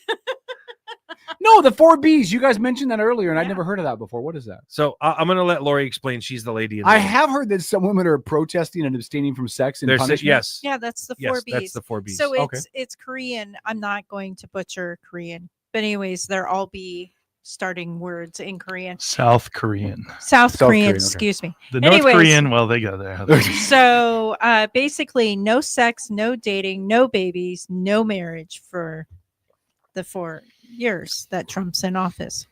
And they shaved their heads. Yeah, I had posted about this. Well, good. They'll be easy to identify at the bar. Well, look, first of all, the dating pool just got much smaller, Kevin. You have a better chance now. No, don't I have a worse chance? No. Because now there's less women out there? No. But women that will actually go for you, there's going to be more of them. Oh, you think so? Yeah. You think you're listen, drunk, Phil? No, I'm not. You were Saturday night, which is why you hit on the girl your son was hitting on. I was not hitting on her. Thank you very much. So I suppose tell that now, story later. would these be the beta females? No, these are alpha females. No, you're right, Phil. They're beta. No, hold on. The beta females are attracted to the beta males. They're alpha females. They're alpha females for all the wrong reasons, but they're alpha females. I mean, they are taking, listen. Alpha? No, alpha. They're taking a stand for what they believe in, which is what we think alphas do, right? Alphas stand firm on what they believe in. They take a stand. They make a commitment. They'll go balls to the walls because they believe in something. That is alpha. Or ballless to the walls. Ballless to the walls. Yeah. So I think they're alpha females. They're just alpha females for the wrong way. I mean, they're very similar to Heidi Hot Sauce in the sense that, remember, Heidi Hot Sauce used to be on the show all the time. Hardcore Republican chick, yeah, right? But then something happened and she got mad at you. And No. She got back together with that one guy and then she never called the show again. You never listened to the show again. But listen, exactly the same. Just in different ideologies. They will dig in. They will not do things. They will not go certain places. They will XYZ because of their beliefs. And more power to them. Yeah. Well, I mean, I wish they had a better value set. Every time we have a conversation like this about women, it just reinforces why he's single. And Corey mentioned, and this is why you are a beta, Kevin. There's not any alpha females. First of all, there is spelled. I know. I think he's saying there. Oh. THEIR. You're not suddenly a grammar Nazi. I am are you? because I'm a college educated person. So Again, I'm not saying we miss Heidi too, Jane Kennedy. I'm not saying that they're right, but I'm saying that they're certainly taking a stand. And beta people tend to go with the stream. Well, that's all I'm the saying. reason that I brought up, And God bless them again for shaving their heads, because now I know who they are when I see them. Bringing up the whole 4B thing. So, I'm going to quote this. Donald Trump is magic. I'm not joking. There really is something magical about the power he has over the world. Any normal person would have been crushed by all the forces arrayed against him, but somehow he has survived and thrived despite constant attacks. Since his election, both Russia and Ukraine have changed their tunes about finding a negotiated settlement. The markets have breathed a sigh of relief. Free market advocates have been giddy and talking about investing in the United States. Pharmaceutical companies are running scared, and government employees are talking about mass resignations. First of all, let me. I will tell you that I have not heard in my unit anybody say that they're because you're in a standalone organization. I think we can all acknowledge. But I'm just saying that within my unit, I've Yeah. not heard one fellow employee say Trump's the president. I'm going to the private sector. The first comment says, good. It's like shooting fish in a barrel. The problem, employees are letting Trump administration know who they are. This will make the firing decision clear and easy. Fire all the people who needed a mental health day after Trump was elected. That's not a bad idea, but I think that's probably technically private information. And it's illegal. That would be retaliation. Yep. Of all the people I figured would have a damn sense of humor, Kevin. No, I'm just saying it would, but we don't need you to tell us we know. Just checking. We know. By the way, I took the day off after Trump was elected because I was not feeling well from being up too late the night before. So I hope nobody looks at that like I was taking a mental health day. Anyway. Oh no, Kevin was having a mental And health day. I'm screwed. Okay. Yeah. So FDA employees are threatening to mass quit in protest because of Trump's picking of RFK Jr. Ending wars is difficult. Getting career civil servants to leave the government is nearly impossible. That's true. That Trump can do without firing a single person is yet miraculous. Christopher Wray is going to leave soon. The special counsel is closing down his investigation. FBI brass are looking for the exit doors. Woke flag officers are looking at the exits. FDA and CDC bureaucrats are updating their resumes, and the trash at the Justice Department is going to go ahead and take itself out. This is fascinating, though, when you read through and you see some of the comments that have been made by people. Well, I'm not going to work at the CDC anymore if JFK, a guy who, by the way, you keep hearing this, right? He's a vaccine denier. Mm-hmm. Not true. Not even remotely true. He is a safe vaccine advocate, which means children of 6 years of age don't need 84 shots. Phil? It's important to note JFK is dead. RFK, on the other hand. That's right. You did say JFK, Paul. Yeah, I did. Oops. Listen, no, he's a bit of a vaccine denier, though, especially in regards to the COVID vaccine. Would you agree with that? No, he wasn't a COVID vaccine denier. I thought no. He was. This is why it's important. It is very easy to get misinformation, especially against somebody like Kennedy. Okay, he's very controversial, but he speaks his mind, and he speaks his mind because all of his research bears him out as being correct about these things. Now, when it comes to vaccines, he will state, as he actually just stated again the other day, he is a firm believer because the evidence points towards the fact that as autism rates have increased, so have the number of vaccines given to children, especially young children. He's like, right now, I just heard him say, why would you ever give your kids measles, mumps, rubella? You do not need to give your children he's like, a healthy child, even if they catch the measles, is going to be just fine. It's a couple days home from school, and that's it. You're done. You're over it. And now you have natural immunity. Same thing with chickenpox, etc. Right? Mm-hmm. In fact, my wife just talked to me the other day. We had a friend whose kid came down with chickenpox. She's like, we got 2 kids that haven't had it. Let's expose them. Mm-hmm. Okay? Yeah, it's a when smart thing when to I was do. kids, somebody in the group would have a kid that came down with chicken pox and Yeah. have a chicken pox party. Yeah. Have all the kids come over Absolutely. so they could all get exposed Yes. together and get it over And with. guess what? That crap works, right? Well, sometimes. Well, how does it not work? Go ahead. My oldest son Mm-hmm. was exposed 82 times. 82 times. 82 times. Finally, on the 83rd time, he had chicken pox. Because he had a strong immune system. Yes, huh? he does. I mean, not today, pox. Yeah. That's almost every week for 2 years. Yeah.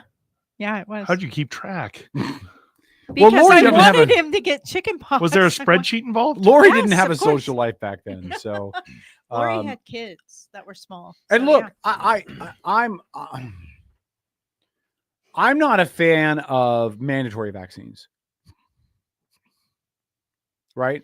So I don't care if Noravox or whatever it is, whoever does what, Moderna comes out with whatever vaccines they want to. And people decide they want to take it after they've done their own research. I don't have an issue with that. I don't like mandatory vaccines. You know, and this is not because I'm a denier or because I'm praying for the downfall of the world. But like, as I've said on this show before, my oldest son had cancer when he was 5. Mm-hmm.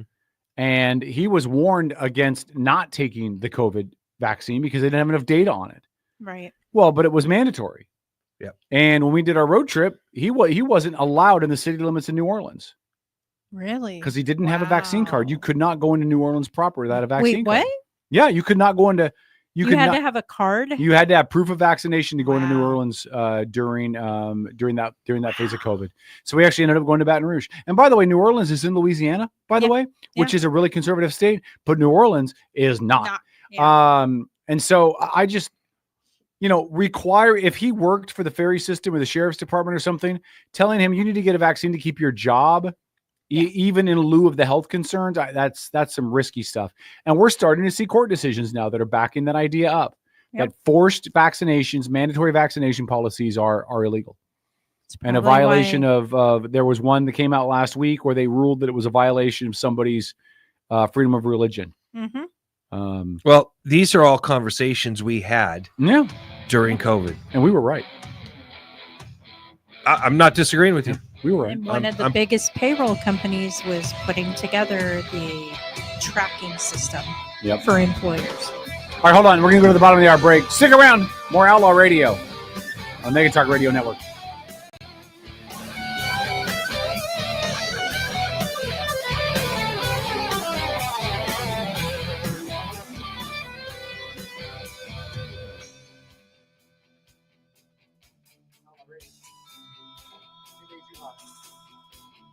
Really?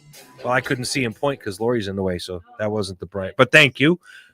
Anyway, he listened to your whining. What and decided he'd show? make you What hot show are first. we on? That didn't work out too well. What show are we? Yeah, what on? show is this?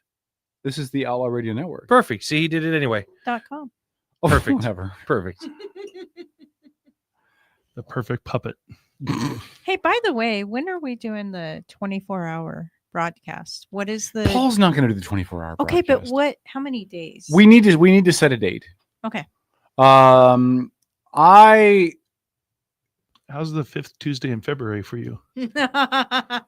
Why are you opposed to a 24-hour show? I just threw out a date, and you're already. There's Man, never listen. a 5th Tuesday in February. Yes, there is. Never. Bet you $20 right now. Oh, Dude, that's a hell of a throwdown. In on that bet. February? Yes. No, there's only 28 days in February, which is 4 weeks. Except on leap year. Oh, good thing I didn't take that. February that bet. 29th, 2028. I'm taking the day off because I told people I get to it on the 5th Tuesday in February. Oh, is that when it happens? Is February The next time, 2028? Yeah. Okay. I want my $20 though. I didn't take the bet. Yeah, okay, fine. I didn't take the bet. You and Caldier, they just don't. Oh, fuck! Oh man, I had to stop for a second and ask myself if we were on Facebook. Is that all it takes to get Kevin riled up now? Is to talk about his love child with Michelle Caldier? Oh my God, she's so awful. She's awful. You thought she was hot. You wanted to date her. She's the first time awful. she was She's in hot it. but awful. Awful. Awful. All right, 15 seconds. Hot but awful. Outlaw Radio Network. We're in a Awful. awfully good mood. Awfully good mood. Back after this.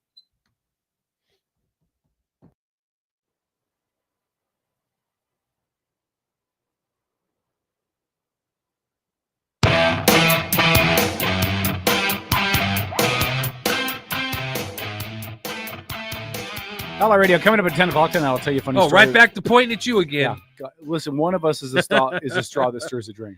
Look, what? And the other one stirs the pot. Yeah, one of us is the straw that stirs the drink. The other one of us stirs the pot. That's a good fair. one. That's fair. Coming up at 10 o'clock. Why'd you tonight, just call him Tom? I will. No, I said Bob. All right. So Okay. Yes, Phil. a little bit of fun.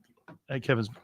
So it says here, adventurous, eager, aware, empathetic, thinks big, but can lack focus, can be clingy in relationships.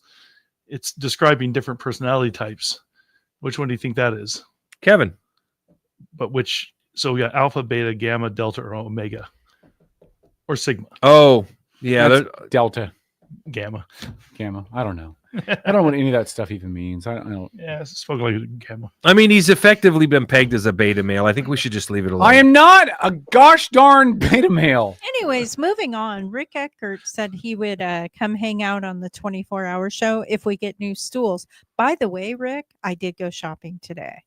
So did you buy stools? Not yet. No. Did you But find stools? I did. I found 5 of them at Home Goods. And they look comfy? Yeah. Are they spendy? No, because it's Home Goods.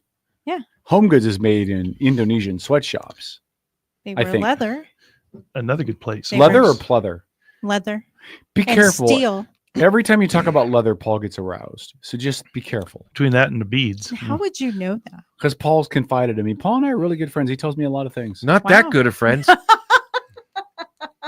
Paul remembers that night he wore those assless leather chaps, and All yeah, right. it's all good in the head. Okay. Did you guys do anal bleaching together? Oh my God. Paul's over there like we're That's never the speaking first of it. time in this show the word anal and bleaching have been used together. Leave it to Lori to hit a new low. Boy. Good job, I don't Lori. know what I did to You're Lori, welcome. but holy cow. At least we're not talking about how Paul talked about you getting pegged. So anyway, Well, They're ignoring. Yeah. another good place for the bar height stools, though. Kids Up office furniture. I yeah? got a buddy that works there on Saturdays usually, and I get great. Everything's on sale for me. Okay. I got some nice Han ones that are just man. How cheap are we talking? I got them like $50 for. Oh, okay. I That mean, beats Home We're Goods. talking Han. Okay. Yeah. We'll talk Solo? after the show. No, I got 2 of them. So when we were talking Yes, go earlier about how people are getting along and their attitudes and stuff afterwards, so it brings up this next article. A peaceful silence sweeps America as divided families and friends refuse to discuss Donald Trump.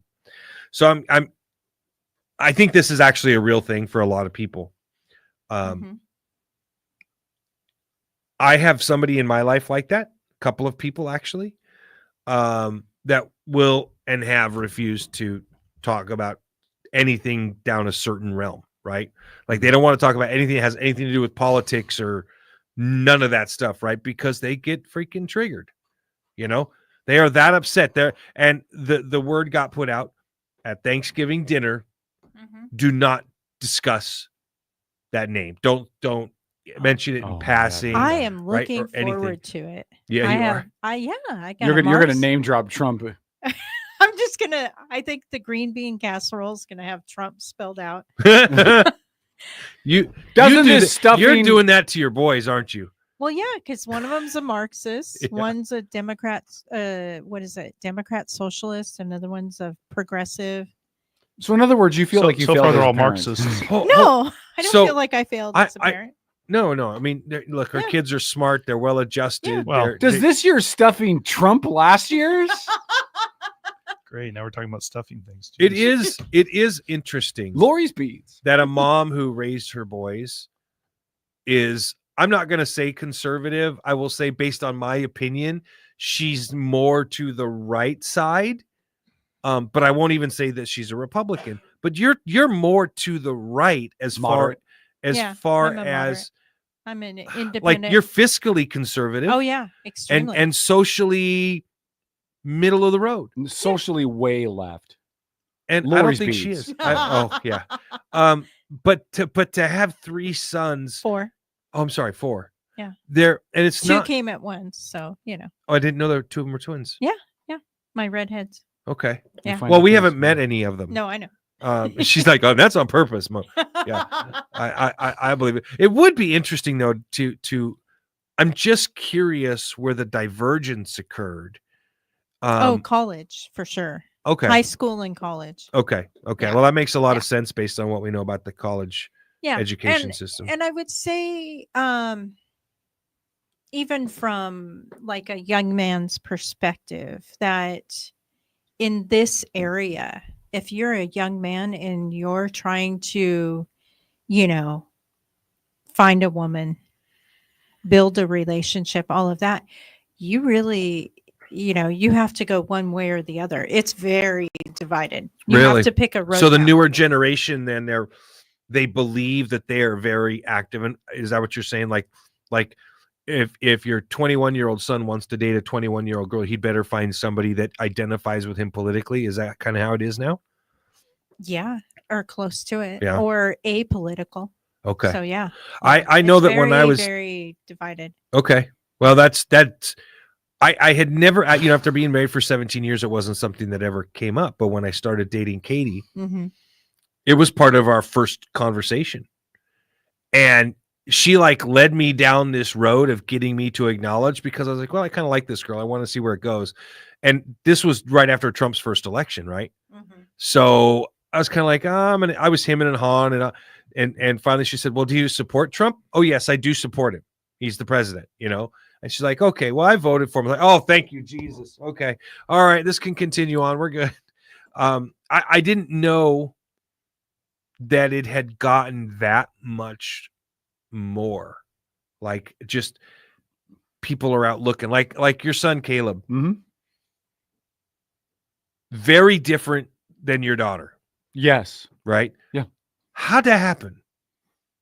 My kids are raised to be themselves, to think for themselves, to figure out for themselves, make their own opinions for themselves. Thinking. So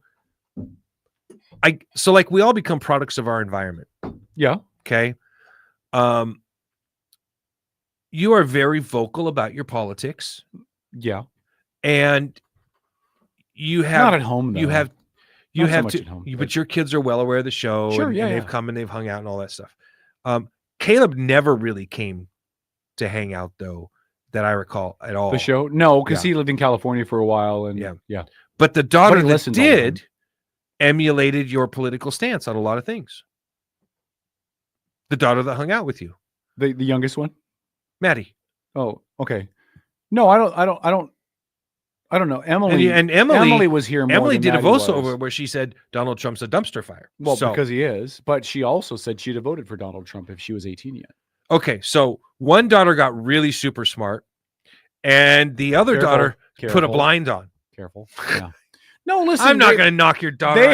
They have their own ideas of what's important, right? They are well, probably my oldest daughter more than any of them are situational. We talking about Maddie voters. as your oldest daughter? Okay, Yeah. I lose track. You got Yeah, you need a scorecard. She's a situational voter. Do you mean single issue voter based on whatever issue is? But not single issue. I think there's multiple issues, Okay. but her view of who she's going to vote for is based upon those issues. And if it isn't those issues, she doesn't care. Is that something we need to help the youth understand? There's a lot more to voting than. No, because I think they'll grow out of it. I really do. Okay. I think that I've said this before. It is easy to be a Democrat when you are young, living in your parents' house, living in their parents' basement, going to college, not really worrying about how you're going to pay your bills or what the impact of taxes mean.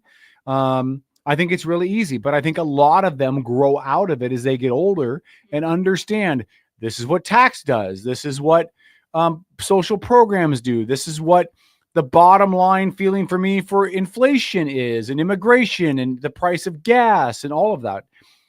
Kids in their 20s to 30 don't really know what it all means or how it all works out. I think you're right I think there's a lot of confusion in the 28 to 35 to 37, like say that 10-year period. Like people are really going through a metamorphosis during that. I think so. Yeah. And so I think that, and again, I'm not saying there's anything wrong with being a Democrat. No, me neither. Some people will stay Democrat. We need both, right? Yeah. Some people will stay Democrat or liberal regardless as they get through those years. Right. But a lot of people start to understand when they see their paycheck what these policies really mean. You know, I was talking to Maddie about why I was voting for Trump. Mhm. And it wasn't because I like Trump. It wasn't because I supported Trump. It's because inflation is through the roof. And I know that every single time I go buy food for that household. She has no concept. Because 4 years ago, 6 years ago, she wasn't buying food for the household. She was 15, 16 years old. She doesn't have a basis to base anything off of because she had no responsibility the last time there wasn't a Democrat in the White House. She thinks paying $20 for 3 pounds of bacon is normal. Well, because that's her yeah. experience. Yeah. That's why you frequently hear politicians running for office talk about Democrats, for example, they count on that 18 to 25-year-old demographic as a key voting block for them. Yes. But now this year, we've seen a little bit of that rubber banding back, if you will, like the counterculture has been with regards to that same age group going conservative, which was actually quite a large surprise for a lot of people. Yeah. Phil, you wanted to say something? Sorry.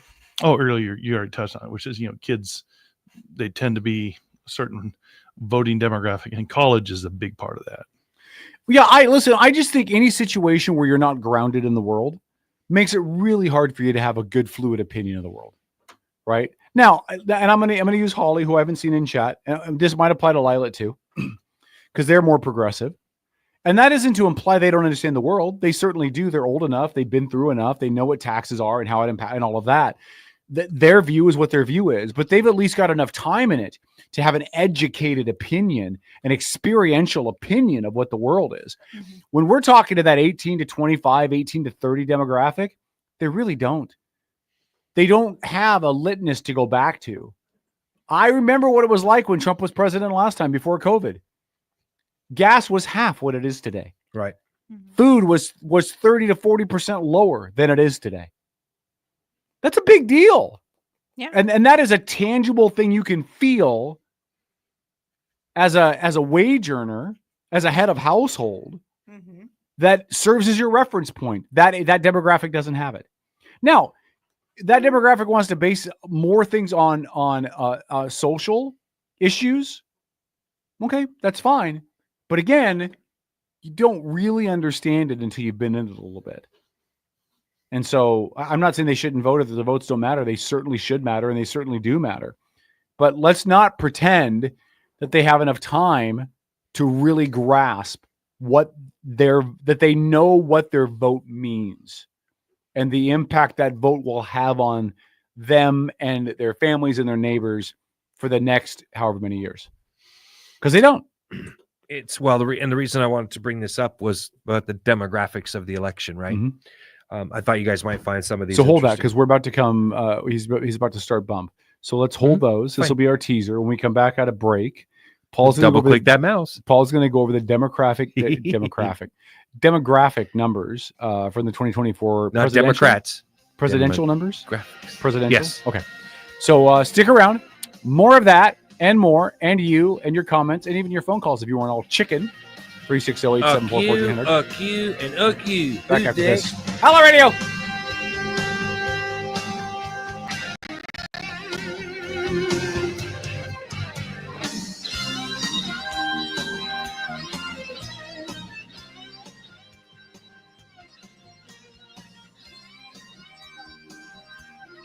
Outlaw Radio Network on the Facebook side. Why are you pointing at me, Kevin? Because he turned your mic on first. Oh. Because you said you wanted it to be fairer. Anyway. Yeah, I thought he could turn them all on. That would be good. Well, just so you can talk. So you can bring us. They were all on. Yeah, they were all on, but I was letting you talk. Oh, okay. Well, that's why you heard Lori. Phil did the right thing, and then Lori started talking because obviously Phil saw him, and I was reading the demographics. See how good I am at that? I did two things at once almost.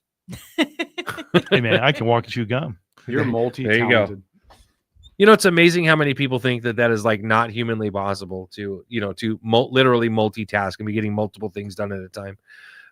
Those people always drive me nuts. I have a brother like that I love very much. You have to time split. Nobody can truly multitask. You time split your focus. Correct. Phil. Some things don't require much focus, like chewing gum and driving. On a broader scale, like you can accomplish this this hour, the next hour, you can do something else. You don't have to go down the road and accomplish a whole big long thing, in a anyway. What's it's your a long favorite story. soup, Paul? Zuppa. Zuppa Toscano? Yep. Like what they have at Olive Garden? Oh, yeah, I love that. Yeah. That's good stuff. Yeah. Absolutely love that I stuff. do like a good chicken gnocchi, though. Gnocchi's pretty good. All right. Sorry, I came across this. Katie really loves that one. Yeah. Gnocchi's good stuff. All right. Comments in chat. Yes. Just as we get ready to come back on the AM side. Janu Kennedy has some insightful comments. I think my puppy shit's somewhere in my barn. I can't find it, but I smell it every once in a while. Thank you, Janu Kennedy. We appreciate it. Back after this. It's Outlaw Radio.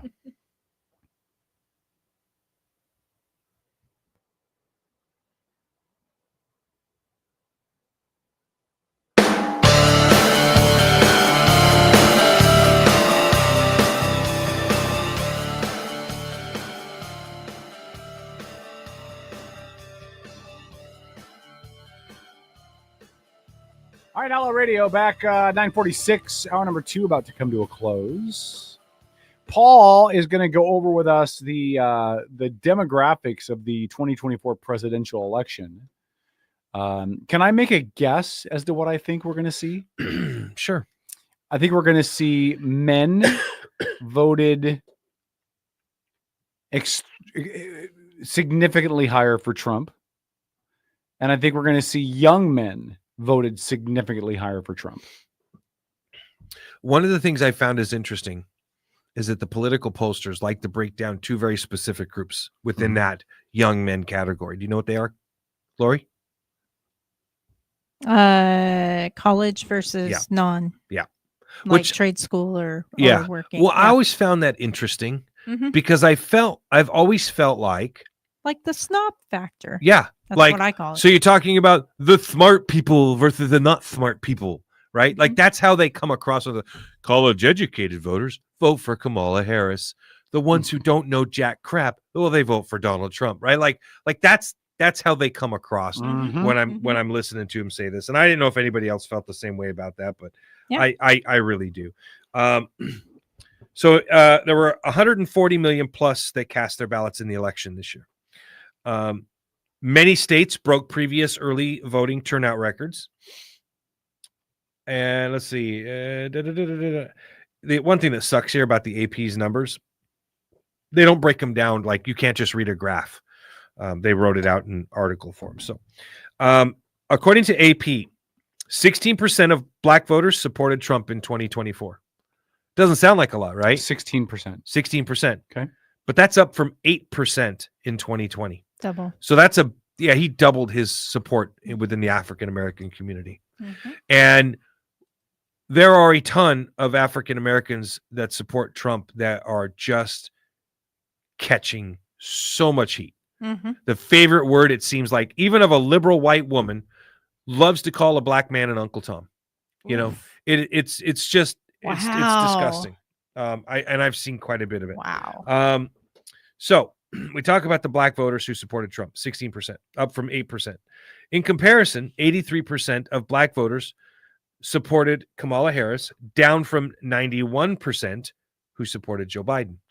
So somehow,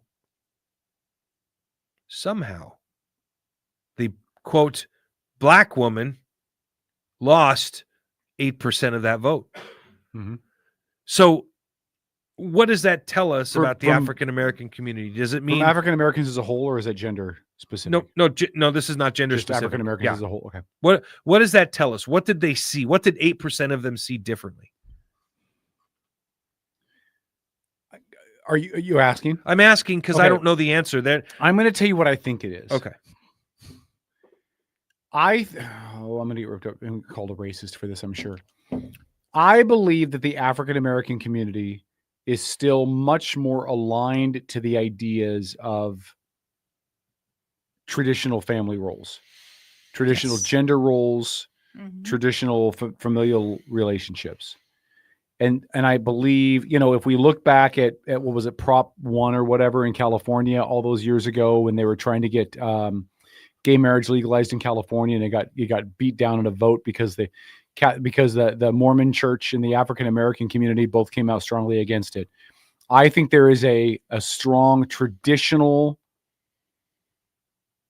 river in African American communities. And I think it'll be very, very hard for African American communities in their current state to support a female running for that office. I'm not saying that they're sexist. I'm not saying that they are genderist. I'm not saying any of that. But just in traditional gender roles, from what study and what reading I've done, it appears the African American community is more aligned to that than the young white Karen who wants to shave their head and withhold sex from their partner and expect to stay married. Look, I mean, you could be 100% right on that. I don't know that for me that I've seen that, right? The African American community, by the way, too, just one more point, sorry. Mhm. They did not back Hillary Clinton either in 2016. Mhm. Well, this doesn't have 20. No, I know. It would be interesting to go back. But if and you go look. back and look at the numbers, the African American community ran away from her like she was on fire. So we'll go ahead, Paul. Sorry. Okay. Democrats also lost ground among Latino voters. 56% voted for Harris in 2024, compared to 63% for Biden. I mean, that's 9%, right? Mm-hmm. So, you put those together, that's, 15%. I mean, that's a lot of votes in a tight race, right? See, they lost ground to Latino voters, 56%. Okay. Trump's support grew from 35% in 2020 to 42%. That was amongst the Latino voters in 2024. Now, the gender gap in 24's voting preferences, Trump won support. Hold on. Do you want to talk about why the Latino vote you think has gone that way? To me, it's obvious. Is it obvious to you guys? Again, I think it's cultural. I think it's a two-part. Yeah, the big one is culture. I think it's culture. I mean, they're Catholic. A lot of Catholics there. Yeah. And the other part is that I think there are a large percent, because technically the only Latinos that are supposed to vote are here as American citizens. Correct. Okay. And they're looking around going, I don't want so many of my illegal brethren here. Mm-hmm. Like I want them gone. They're competition for me. I that's what I think. I don't even think it's. I don't want to belabor the point. I don't think it's about them being competition. Well, I'm just. I think it's you about. I think it's about them not wanting to be guilty by association. Yes. How many Latinos in this country, especially in those border states, Mm-hmm. that are naturalized, legalized, real American citizens, born here legally, whatever you want to call it, Mm-hmm. are walking around in Tucson, Arizona. Did you say and have people, how many are walking around and are real American citizens? No, is that what you said? No, let me finish the sentence. Well, I thought that's it'll what you make said. sense to you. I was just how many that are real naturalized American citizens here legally, whatever, are walking around Tucson, Arizona, and being stopped by the cops, being accosted by their neighbors. Are you an illegal? How many of them are being looked at as probably an illegal because that border is so porous? Okay, I see what you you're saying. probably got a 50-50 shot. So I think you're right that there's other factors, but I think one of them is I think that Hispanics in this country are tired of feeling like they're being pulled. The legal Hispanic citizens are tired of being pulled into the middle of this immigration debate, where now they're made to look guilty and illegal by association, just because of the fact that they're Latino. Yeah, fascinating. I had never thought about it like that. So that's a good one, you guys. I had a coworker who grew up in Albuquerque, and her mom and dad both had legally come from Mexico, and they had family still over in Mexico. And the dad worked for the state, and the part of the family that was illegal showed up undocumented, all of that. They were hiding out, and the rest of the family that was legal had no idea. They thought they were just there visiting. And then, in the middle of the night, barged through the house, guns drawn, and the dad was like, never again. Yeah. Deport them. And listen, get them out. If you were to go to a Home Depot in Phoenix Mm-hmm. and you just saw a Hispanic guy walk in the parking lot, most people would assume it's probably an illegal looking to pick up some side work. I mean, and it's sad. It's it's racist. Yeah. But it is. Well, but what's it racist is about it? Well, it's racist in the sense that we're judging somebody based on their appearance as to what we think that they probably are. I mean, Their it's clearly immigration assuming. status Yeah. is based on how well, they look. and what's funny that you bring that up is because I was working one day with a good friend of yours of mine, Kevin, a general contractor named Hillary. We were working on a big deck, and we needed extra labor. A big We were- what? Deck. Oh, deck. Yeah, deck. A deck. with big, an E. He was working on a big deck. Yeah. Okay. And you can't make this up, dude. So we needed some extra hands for labor for the day, and we were over in South Seattle. Mm-hmm. Yep. So we went Home to Depot. the Home Depot parking lot, Yep. Right across from Starbucks. and he just went like this. Yep. And they just come right. Three of them came up, hopped in the back of the truck. Yep. Serious. Yeah. Used to watch. They didn't it. even ask what they were getting paid. Nope. Wow. Used to see that happening as I walked into corporate Yeah. every day. But do you Not at all uncommon. Do you Now, feel bad it doesn't about that, happen though? here in Kitsap County. I've not seen it here in Kitsap Do you feel County. bad about that though? Like, do you feel like it's some way? Well, that's an interesting question. It is circumventing the system in that you're paying. Probably, I'm assuming. You can correct me if I'm wrong. They're probably being paid less wages than an average American legal, not out of the parking lot worker would be paid. They're certainly not going to be contributing to their 401ks, Social Security, Medicare, Medicaid, or taxes. It's or put- Washington, Illinois. or Washington, Illinois. Mm-hmm. I mean, they're not protected. so does that make you feel conflicted in the I mean, obviously that's there's a great question. There's laws that encourage you to do that. I imagine if and when the right person hears this, I will catch a great deal of grief for it. My dad has a concrete pumping industry, Mhm. and he is one of only 3 concrete pumping outfits that are on this side of the water. The other 2 are both run by people that are here illegally. Now, did they go and get their business license legally? Yes. And their EIN number legally? Yes. And that's very easy to do. You don't have to be a U.S. citizen to do it. Right. Correct. But here's the difference. Whereas my dad was charging $450 for one pump, okay, they were charging $250 for a pump. Okay. You can't operate a business like that charging so cheap. So they're clearly not paying their taxes. They're probably sending a lot of money home, stuff like that. So once I saw how they were impacting his business, my ass made one phone call. And you damn well better believe I turned them in. They were impacting. And you know what? You know what happened? Here's the kicker. And people in the concrete industry made no secret of it. When that guy got caught, guess what he did? Shut down that business like that. Started up the next day with a new business and started new a new one. decals. Yep. It like he was ready. He like yes. already prepped. had him in, Yes. in storage. And ready it's to not, go. Lori will probably back me up on this. It is not hard No. for them to go start a business that's a legal business, but they are illegal. And it changes and a half. everything. It Yeah. changes the game. And it makes it totally. impossible for you to compete. Yes. Right. If you're playing by the rules and they're not. That's Oh, correct. Yeah. I mean, if you go to like Kent or Covington and go to Lowe's, Home Depot, McClendon's, not so much McClendon's. Covington. That was where we were at. We picked him up at the Home Depot. But I yeah. mean, literally, you have guys just sitting there at the end of the parking lot Mhm. where you turn in. They've got their vehicles pointed out. And I mean, if you come into the parking lot too slow, they're approaching your window. Yeah. And that happened to me. All I was doing was trying to figure out where to park. Where to go. Yeah. Well, I was bringing back one of the trucks I rented. I Yeah. was trying to figure out where They have to a great go. truck rental program, by the way. If you Yes, need a- they if you Need do. a truck for a while. And it makes me sound like I'm being a jerk. I'm really not trying to be, but these are folks who their first act of coming here, generally speaking, was not appropriate.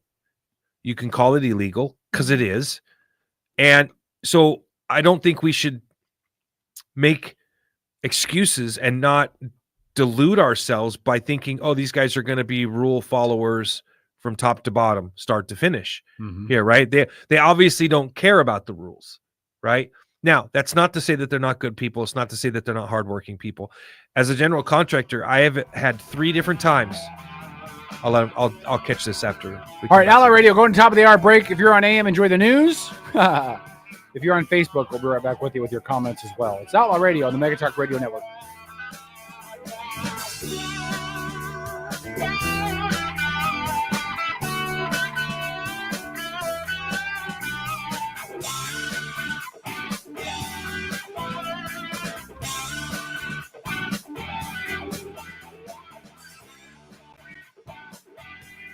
By the way, Trump picked Chris Wright to be the next Energy Department Secretary.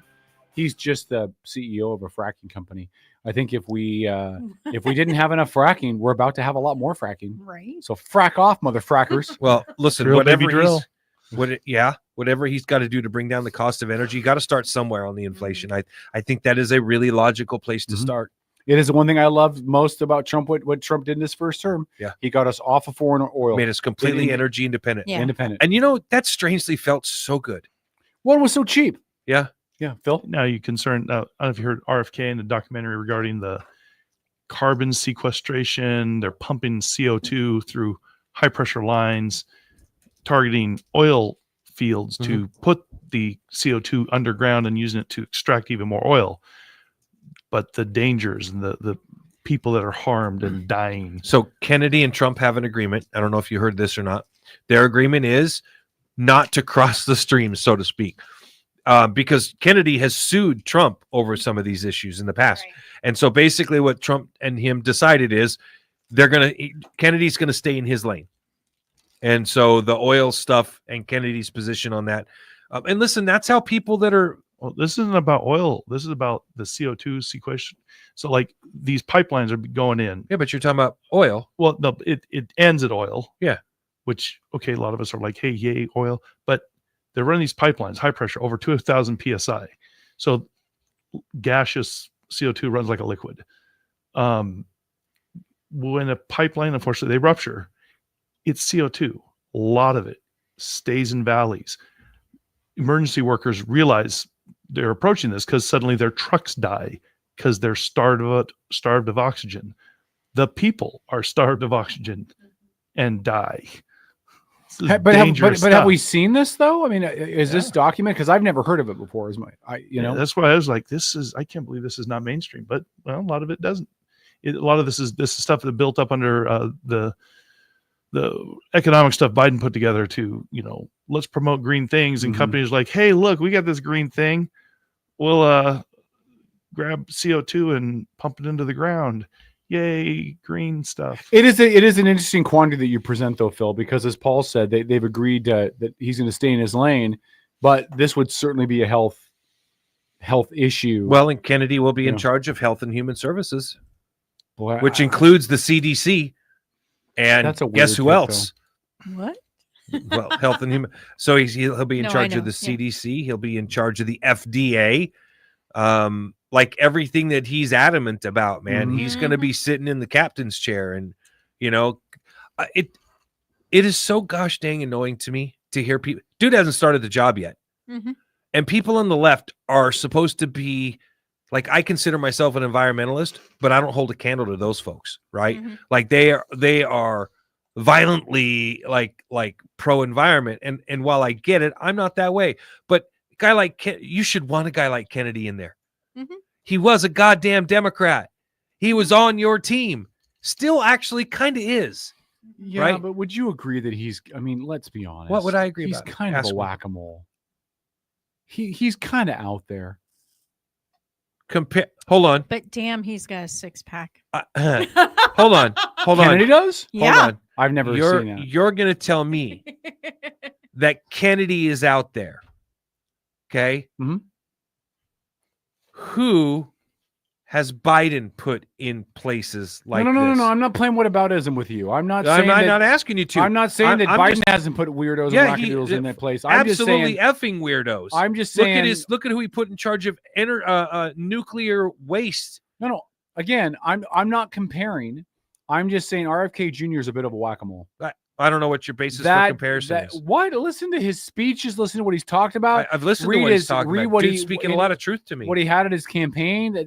Okay. What you'd have to be specific because a lot of stuff he talks about, I'm all for. Okay. I mean, you start talking about getting all the, red dye number 5. No, there's a lot of stuff blue he's dye talked number about. 4. Get all that crap out of our food. Hell yeah. Do you think he can? I don't know. That'll remain to be seen. I'm going to ask you a question about all of this when we come back on the AM side. Hell, I even forgot what we were talking about before, but okay. So Lori's showing pictures of RFK seconds. Jr. with his washboard abs, and what do you think she she has looking fun at to later when she tonight goes she's home by herself. Outlaw Radio. She knew right where to go for those pics.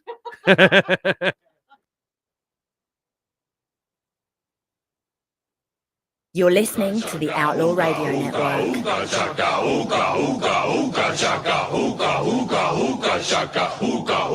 I can't stop this feeling deep inside of me. Girl, you just don't realize what you do to me.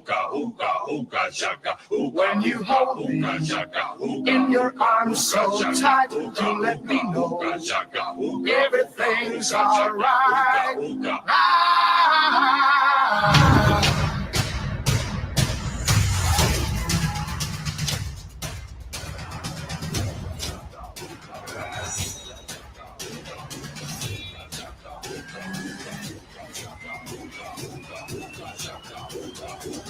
RFK Jr. dropped out of the presidential race and still got more votes than Chase Oliver. A-holes.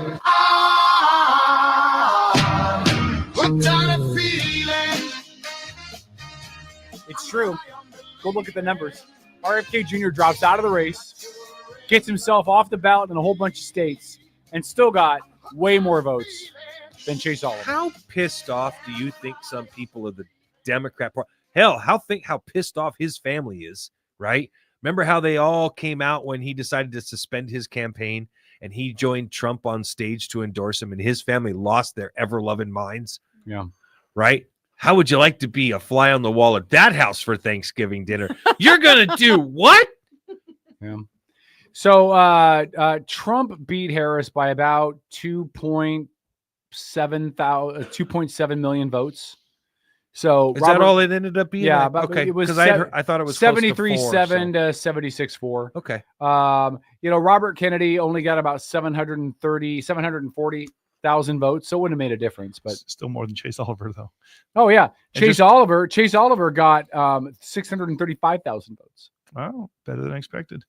0.4%. And just remember, CNN's reporting that Trump beat a woman. But yeah, by the way, remember Tom was in here and Tom said that the Libertarian candidate is going to get like 5% of the vote and they're going to be able to qualify for the debate stage next time around. And we're going to make moves and people are sick of voting for the same two parties. And we're going to have change and we're going to have third party candidates that are going to be able to rise up and take their place that they've earned in the center platform. They're going to rise up and get people to vote for them. They're going to rise up and make a difference. Bull crap. Preach it, brother. You know why, right? Huh? You know why, right? Why? We have a Congress, not a parliament. That's right. If we were like Canada or Britain, multiple Yeah. parties, baby. Paul, let me ask you a question. We've been talking about Trump and some of the stuff that RFK wants to do, some of the stuff that Hegsworth, what's his name? Hegseth wants to do. Yeah, we'll talk about him next. Can the administration really pull any of it off? I mean, I know that Trump can write some executive orders, which he will do on the first day. But most of the rest of this is going to require Congress to make it so. And there is still a faction of Republicans that are not Trumpers that don't like him. The Democrats obviously don't like him. Can Trump actually get enough done through Congress to make some of this stuff stick? Or is his first 2 years of this term going to look like the first 2 years of Obama's term, when they had control of the House and they had control of the Senate, but they all couldn't get on the same page?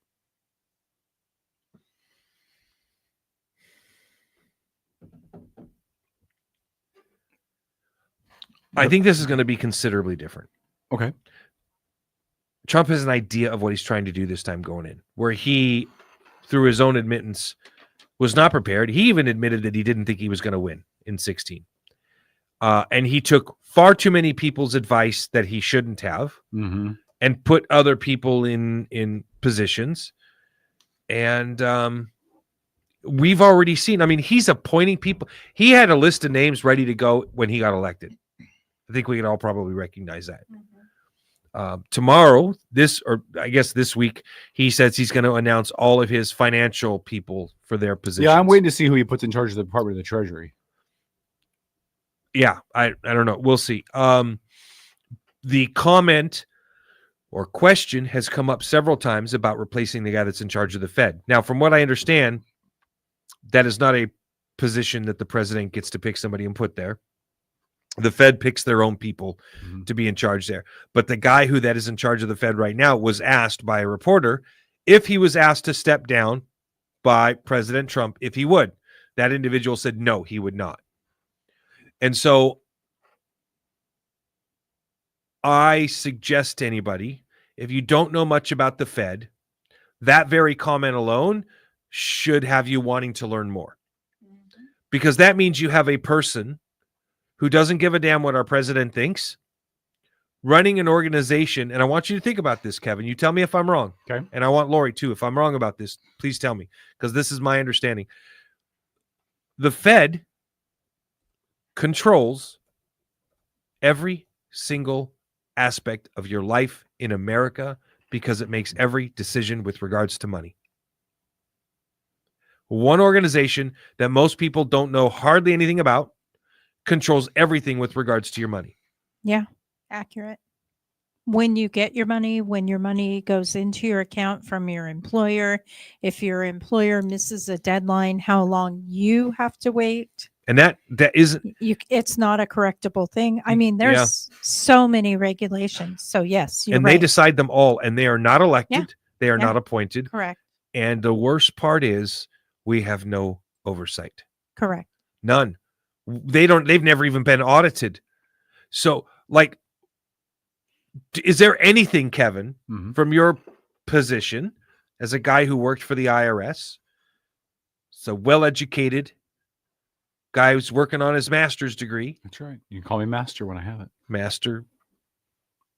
I won't finish People who get a doctorate are called doctors. Shouldn't I be called a master? No. But go ahead. Do you know much about the Fed? No, very little. How do you feel about having an organization with the head of it who's like, F the president if he asks me to step down? He doesn't get to replace me, and I control every aspect of people's lives because I control every aspect of our monetary situation in this country. Who picks the people on the Fed, though? I know the Fed picks their leader, but are they like hiring through an interview process and they bring in outsiders that they want to bring in? There's no government involvement, and they have zero government oversight. Boy, that seems wonky to me. And again, they control everything with regards to your money. I will never stop asking this question. So if anybody out there knows the answer to this question or what you believe to be the answer, please put it in our chat room. When you think of the Fed, what is the thing most people know about the Fed? Oh, the Fed raised interest rates today, or the Fed lowered interest rates today. I want people to think about the last time we were in any type of recession. And what did the Fed do? Well, they raised interest rates. They always raise interest rates. Now, when was the last time that the Fed raising interest rates ever did you as a consumer one damn bit of good? It makes borrowing money more expensive, right? So you're not getting better rates on anything. Your rates go up. So how does raising the interest rate do any good for an economy that is suffering? Bueller? Yeah. Let me read this to you really quick. I want to clear this up. So this is according to the Federal Reserve's education.org website.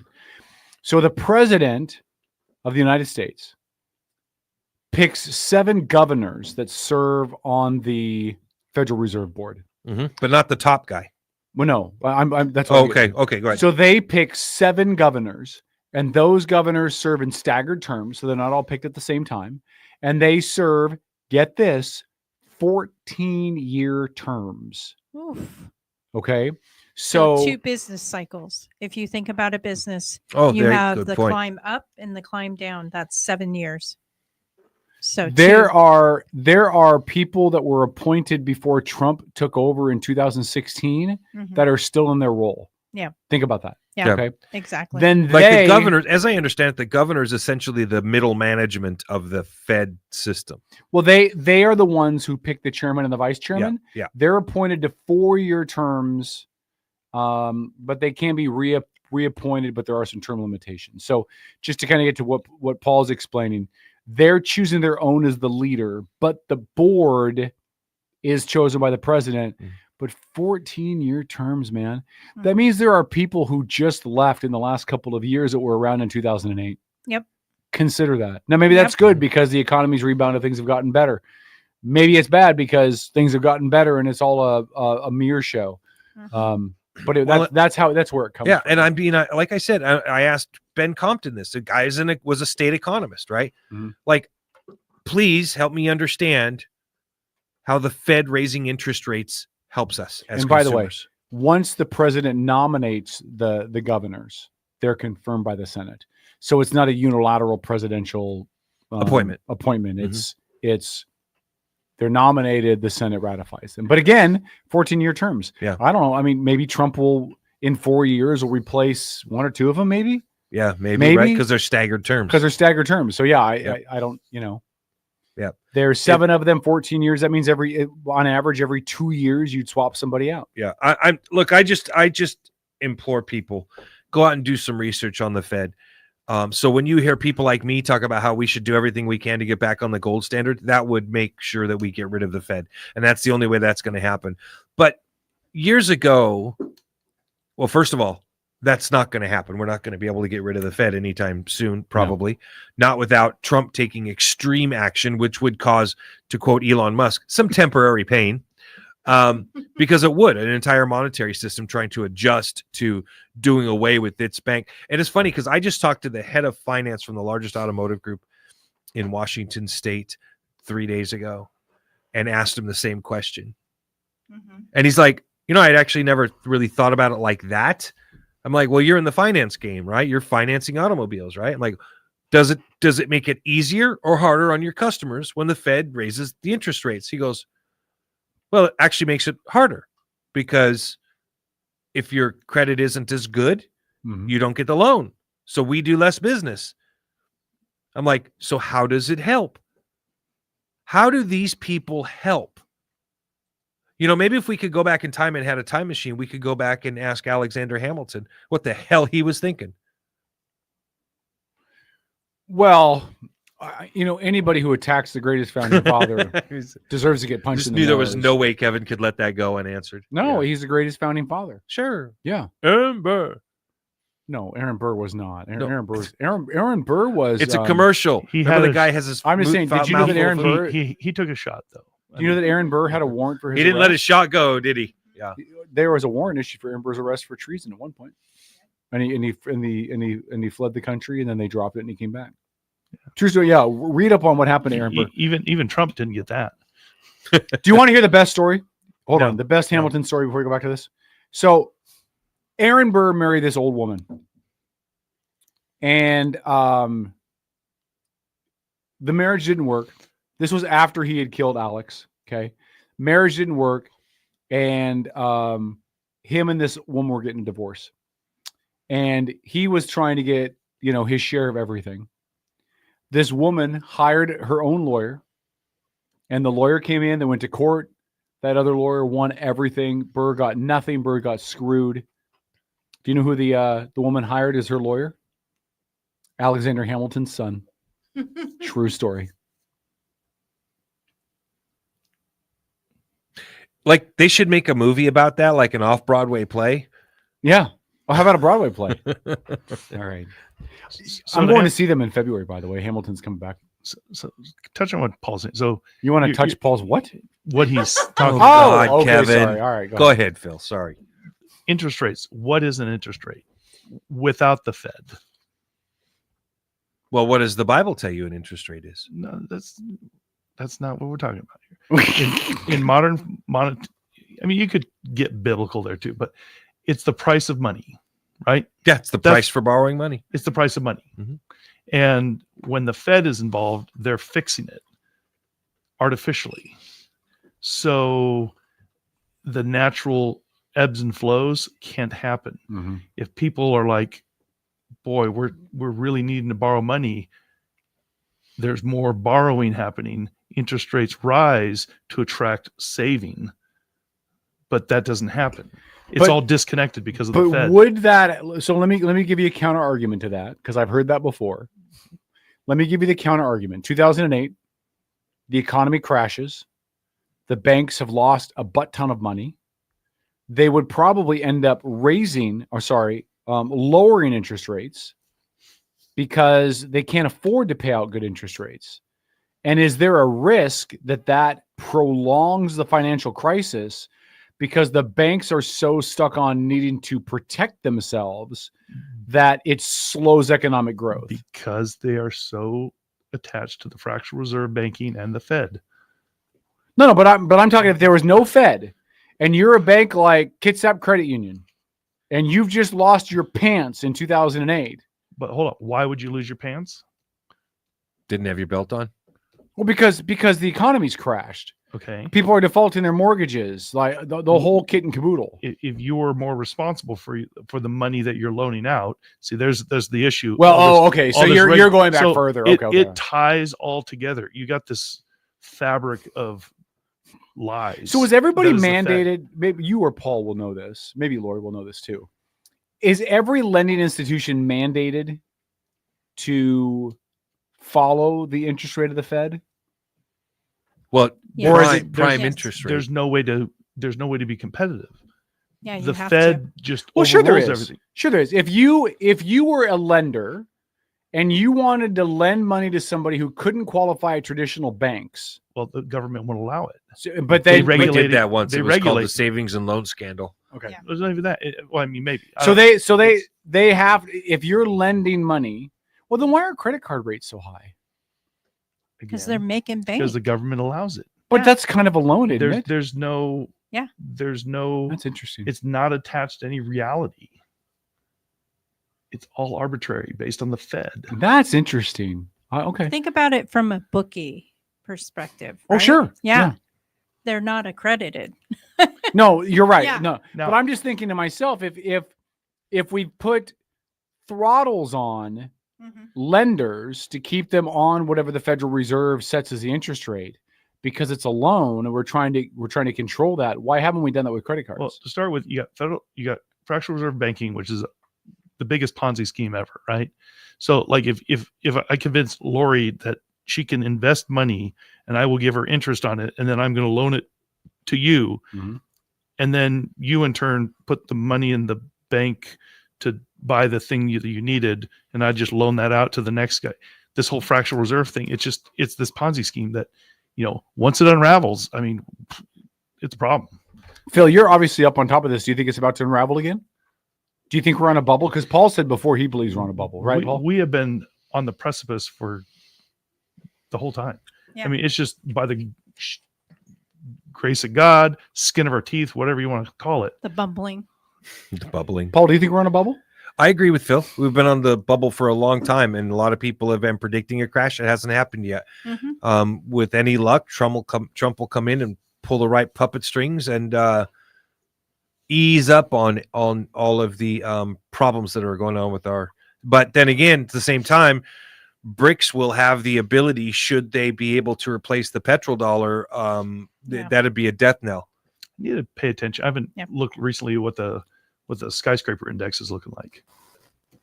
You ever heard of that one? No, what's that? If you ever watch crashes in the economy, you usually see higher and higher skyscrapers being built because financing happens to allow those skyscrapers to invest and build higher and higher. And I haven't paid attention to it recently. I got to probably bop over to Mises.org and see what's going on there. Kevin says a majority of credit cards are headquartered in South Dakota and Delaware because they allow them to charge high interest rates. Interesting. And why wouldn't you? Anything over 19% is usury, but companies get away with it all the time. Oh, my daughter got a solicitation in the mail a couple of weeks ago from a credit card company. She's 23. Probably want like 30% interest. They wanted 29 or something. 29.99. Yeah. And I told her, don't you dare. The problem, though, is that when youngsters are establishing credit, they have to take those high interest and they have to keep a minimum balance open in order to build their credit. I literally took a couple of classes and went to, I wanted to be able to get involved with helping people repair their credit. I still have all of the stuff for it. The entire credit industry as a whole is a complete scam. Yep. 82% of all Americans have erroneous, misleading, or injurious information on their credit report. And it falls on you as an individual to go in and get that information removed. And there is very little motivation for those credit bureaus to do it Yep. But those people working behind the computer screens there are making just above minimum wage. Doesn't matter to them if they enter something right or wrong. So there's just no accountability. So you have to do things perfect and in exactly the right way in order to be able to get stuff removed from a credit report. You can get a bankruptcy or even student loans removed from a credit report. Most people don't know that, but you can absolutely do it. And the credit system we have today is one that punishes the poor. Well, not only does it punish the poor, Kevin, but they are not paid to give out positive information about you. Correct. Yeah. But it punishes the poor because their decisions impact your interest rates. And because you're poor, you're going to pay more on your interest rates because you're poor, which means you're going to be even more poor because now you have to pay more to get the same thing that people with good interest rates can get, which start out at the same price, but the interest rates are lower for them. So you're paying more. So you actually lose more money. Yeah. The whole system is half of this country will blame rich people for it because they can't look at a fat man standing next to a skinny man, and they always assume that the fat man got that way at the skinny man's expense. At the skinny man's expense. That was a Ronald Reagan thing. But it's so true. It's like they look at you're right. They've almost made it so that if you're poor, to be poor, you get stuck in that quagmire, and it's nearly impossible to get out. Because, like you said, if you're poor, you're paying more, everything costs you more. And as a result, it's nearly impossible to get out. It's like getting into the criminal justice system and not being able to get out. Yeah, Phil? I was just thinking, too. I mean, my personal experience has been, I haven't carried a balance on anything, never on a credit card, but I've had, lines of credit with Les Schwab or whatever. Sure. Or the 0% paid off, that kind of thing. Yeah. Things where you're leveraging it for your benefit. But we leverage credit cards all the time. Like that's our daily spending. Everything's paid off monthly. You have to be disciplined, and credit scores are both wife and I over 800. I mean, we don't carry balances. So, I mean, there's a balance. It's paid off statement is paid off every month. Well, and the idea, So, listen, I don't know. I've got a bunch of credit cards, but I only use a couple of them, but I have a bunch. So I have a high amount. So my DTI is low. Or my debt to borrowing ability is low. But I pay my credit cards religiously every single month, and my credit score goes nowhere. Yeah. It goes absolutely nowhere. Because they take a look at how much available credit you have. Yeah, exactly. And if you have that available credit, but you don't use it, they're not going to boost up your credit because you're not a customer. But that's the flaw, right? Businesses are using credit reports to show your ability to pay. And the ability to pay doesn't help your credit report. Again, they're not paid to give out good information. All right, hold on. Outlaw Radio. We're going to go to the bottom of the hour break, take a look at some of your comments, and then come back with more after this on the Mega Talk Radio Network.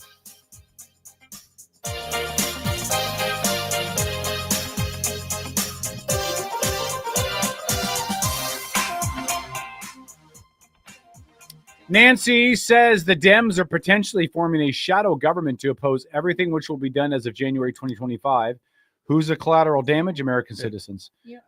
Paul, do you think there's any chance that the Democrats are trying to put together a shadow government to, I can say this, fuck with Trump? Well, we know that the Democrats did it 8 years ago. Right. When Biden left. That shocked me because that was all these years, Kevin, we have been doing that stuff. And we had been doing this for years, doing radio for years. And when the reports first started coming in about Trump's victory in 2016, and when he got into there, and I think one of the first people that it popped up about was Lois Lerner, right? The IRS. I think she was some kind of manager at the IRS, like regional or something. I don't know what she was. And at the time she had been appointed by Barack Obama, and there was right before Trump took office, he did it with another person that was the head, I think she was one of the top people in the Department of Justice. And turns out part of that had to do with the false information they had from the Steele dossier. And so he put people in place, and they with him consistently where he couldn't get nothing done for the first, 6 months.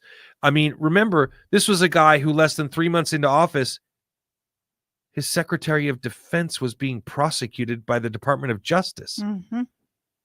You know, and he didn't do anything wrong, but they had him cornered and threatened him and I believe one of his family members because of the whole thing, because there was an omission or they accused somebody of lying or something like that. I remember the whole story. And listen, General Michael Flynn might have been horrible, but he didn't do anything wrong. He may have been horrible at the job, but he hadn't done anything that warranted that type of behavior towards him. So when you have a New York congressman, what is his name? It escapes me for the moment.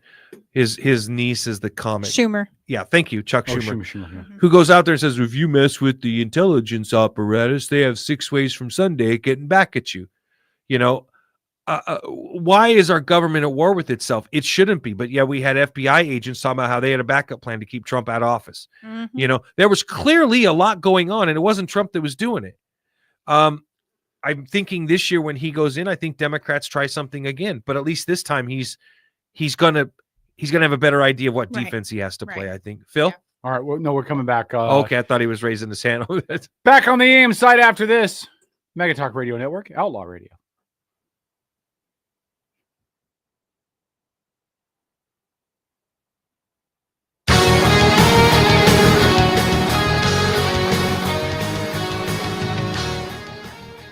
All right, Outlaw Radio, final half hour of the show on AM. Network.com. Thanks, Paul. You're welcome. Go ahead, Paul. Sorry, I just can't with you. I can't with you. You can't what? I can't with you. You can't what? I cannot. Win?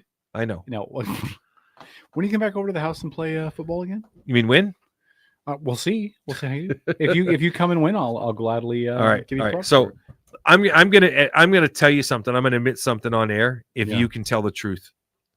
The last time I came over, I can tell the truth. Yeah. Okay. The last time I came over, it was after the WrestleMania party, and we played not one but 2 games of Madden football. Yes. What happened in those games? I lost both of them. How bad? Pretty badly. Pretty bad. I don't right? remember the scores, but it was not. So now I'm going to come clean and tell you something, because I have completely enjoyed messing with you over this for a long time. When you go to start playing that Madden game and you get your controller and you pick, you go left or right with your controller, while you're doing that, if you hit up or down, you can change the mode difficulty. And I changed mine to easy.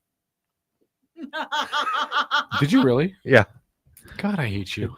That's why every one of my That's receivers. why you won't. All of my receivers were. Place your bets right now. All of my Is receivers Kevin were gonna kill catching him? the ball. My defense was stuffing everything that he did. And I will tell you, folks, Wow. right now. I will tell you, folks, the consternation, the frustration on Kevin's face. Oh Lord, people, it was so worth it. His ego went from 6 feet tall to 6 inches.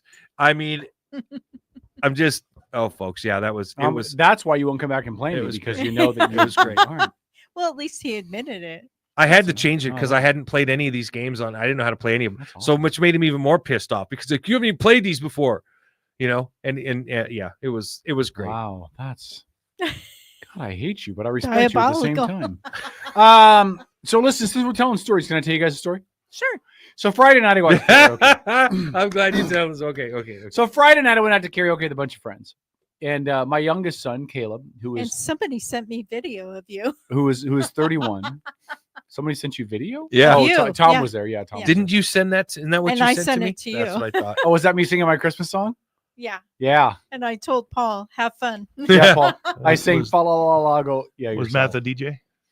No. Oh, No, it was Danny. So I go out and I had not planned on drinking on Friday night. Uh-oh. But the always when the tequila night goes wrong. But the tequila called my name. And me and Tequila are friends from way back, and I decided to reintroduce myself to my friend Tequila. Jose Cuervo. No, it was not Jose. We were doing Hornitos. Anyway, and I've never had a bar bill that high in my entire life, by the way. Okay, that's funny. Anyway, so after a couple shots in, there was this attractive woman that was there. Now, I don't hit on girls in bars. I used to, but I don't anymore. And I don't for a couple of reasons. One, if they got to have alcohol to find me attractive, it's not going to work. And two, I've always felt like if they're in a bar looking for love, there's a reason they're in a bar looking for love. But I'm friendly. I'm effervescent. I'm talkative. So I talked to this girl a couple times. Now, again, I never asked for her number, never tried to see her outside of the bar. I was just being friendly. And I was very confident because I had a lot of tequila. You were enjoying yourself. Yeah. Yeah. Little did I know that my 31-year-old son was hitting on her. Oh, no. So he was sitting at the bar Dun, complaining, dun. complaining about it's the first time that him and his dad have ever been hitting on the same girl at the same time. Oh no. Now again, people have said I was hitting on her. I don't think I was. Hitting on a girl means you intend to get the number, hang out with her, something outside of that. I was not. I was just being friendly. Okay. And tequila was talking for you. Oh yeah, tequila had me going good. So anyway, so that continues on for the night.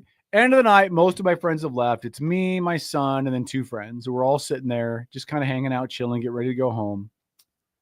This girl who is 33, okay, walks up to my 31-year-old son, looks him dead in the eye, and says, and I quote, "And just so you know, I really want to sleep with your dad."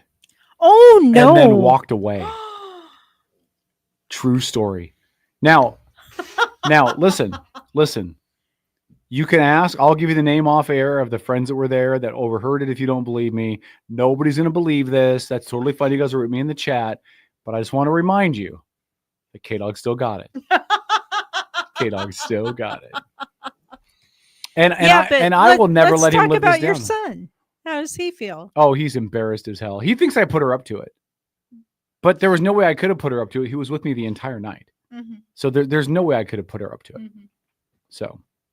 So if you swear to God you weren't hitting on this girl, how could your son ever end up with the impression that he and his dad were both hitting on the same Because I was woman? talking to her.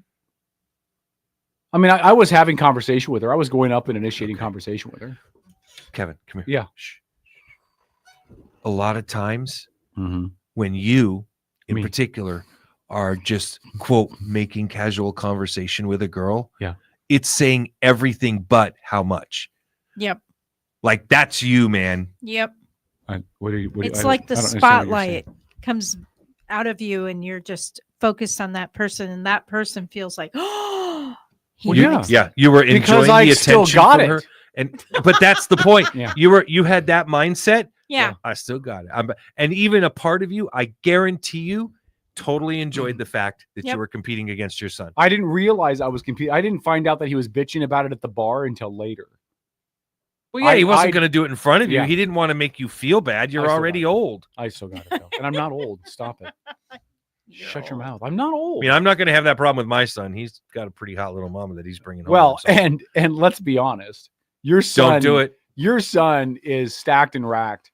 Like, he's got the abs and the muscles and the Instagram photos. The Instagram photos. The Instagram photos. If you and him are ever Is he on hitting- Instagram? I don't know. if But you the and- photos he sends you Yeah. are Instagram. If you and him ever Yeah. hit on the same girl at the same time, all he has to do I is take lose. off his shirt and you're screwed. Yeah. So, but I still got it. That's all I have to say. He did it again to me, man. He's like, Dad, we got a good workout in, Sent me more freaking pictures. Is it troubling when your son sends you peck pics? Yeah, you can say that.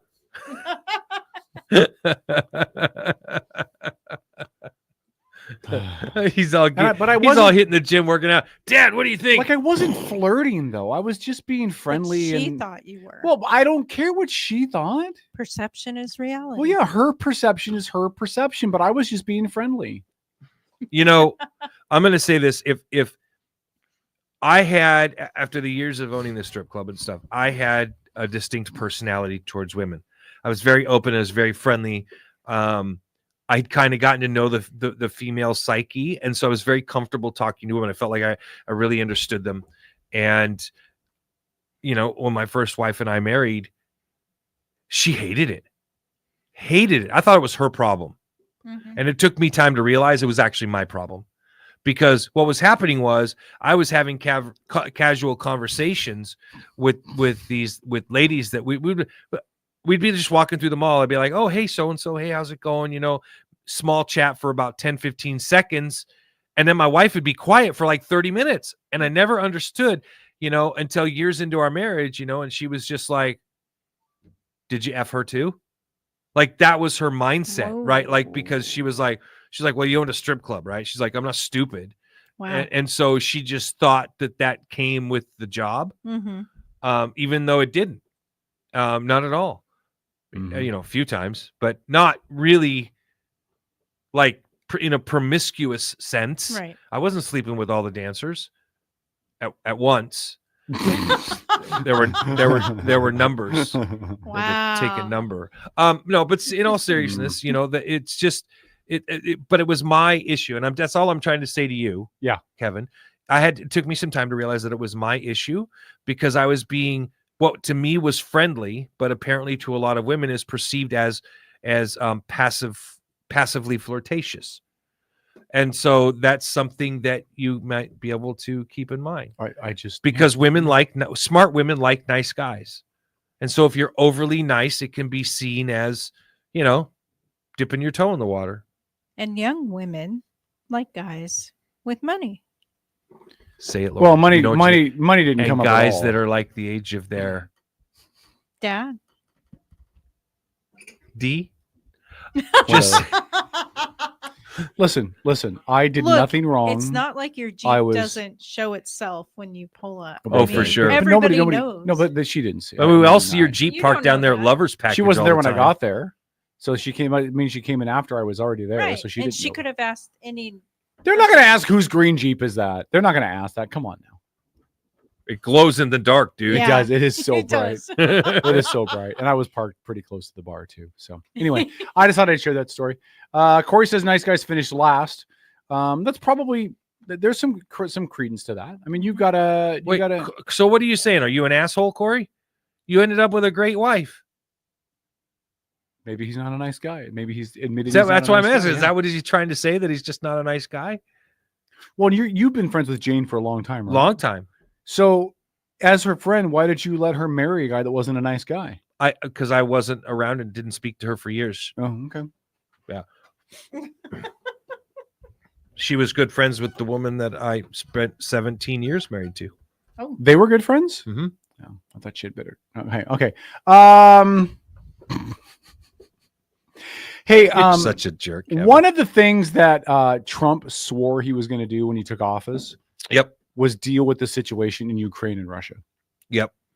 What is that? What does that mean? So how does Trump want to resolve that issue? Listen, what is happening in Ukraine is crippling Russia. It's crippling the country, not economically. Right? But it's crippling the country in other ways. For example, Russia's been removed from the SWIFT deal. I can't really explain that very well. I just know it has to do with international banking. Mm-hmm. Makes it very hard for them to do business internationally. Okay. That's the biggest reason why they created BRICS. Right. Was to make it easier for themselves to do business internationally. Okay. It's done a lot of negative things. For Ukraine, the motive is very clear for them to come to a peace agreement under Donald Trump because we're giving them all their weapons and all their money. So if President Trump says, I need you to take this deal. Well, we don't like this deal. Give up the Donbass. Well, we don't want to give up the Donbass. If you don't take this deal, we're not giving you more money. Oh, we'll take this deal. Right? He has a lot of leverage to make this deal work. Does that make sense? Mm-hmm. To be honest with you, there's a war coming under Donald Trump that I find much more interesting than what's going on in Ukraine right now. You know what it is? Israel? No, I think Israel's a done deal. Mm-hmm. I'm talking about the fact that Donald Trump is going to declare the oh my God, I forget the name of them. The drug pusher dudes down out of Mexico. Cartels. Thank you. Mm-hmm. That's the word. Mm-hmm. Terrorists.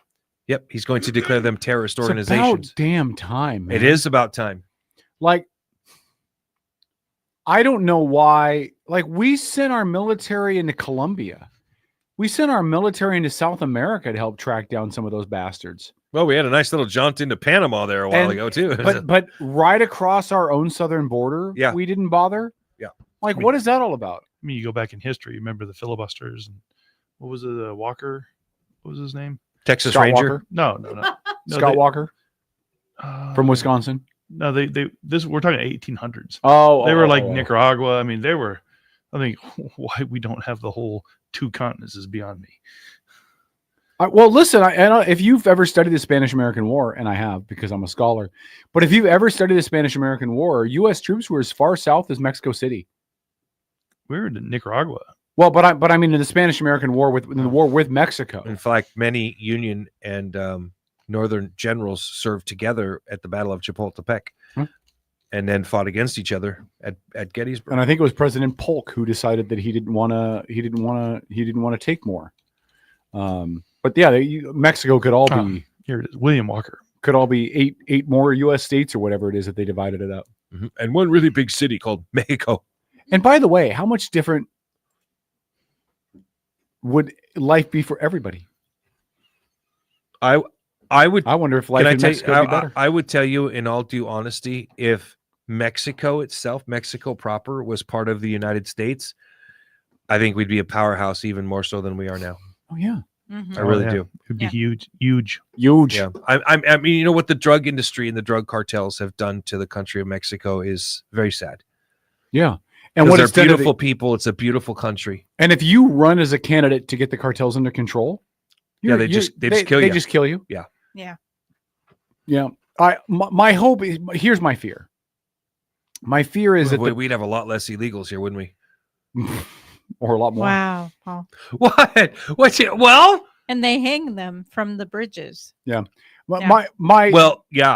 It's my fear is that no politician in Mexico is going to co-sign to allowing the U.S. to send troops down there for fear of how the drug cartels will respond. They'll try to stay neutral. They'll stay out of it. I think that those politicians they'll keep their hands off of it, and they will probably clandestinely tell the United States government, take them out as quick and as fast as you can.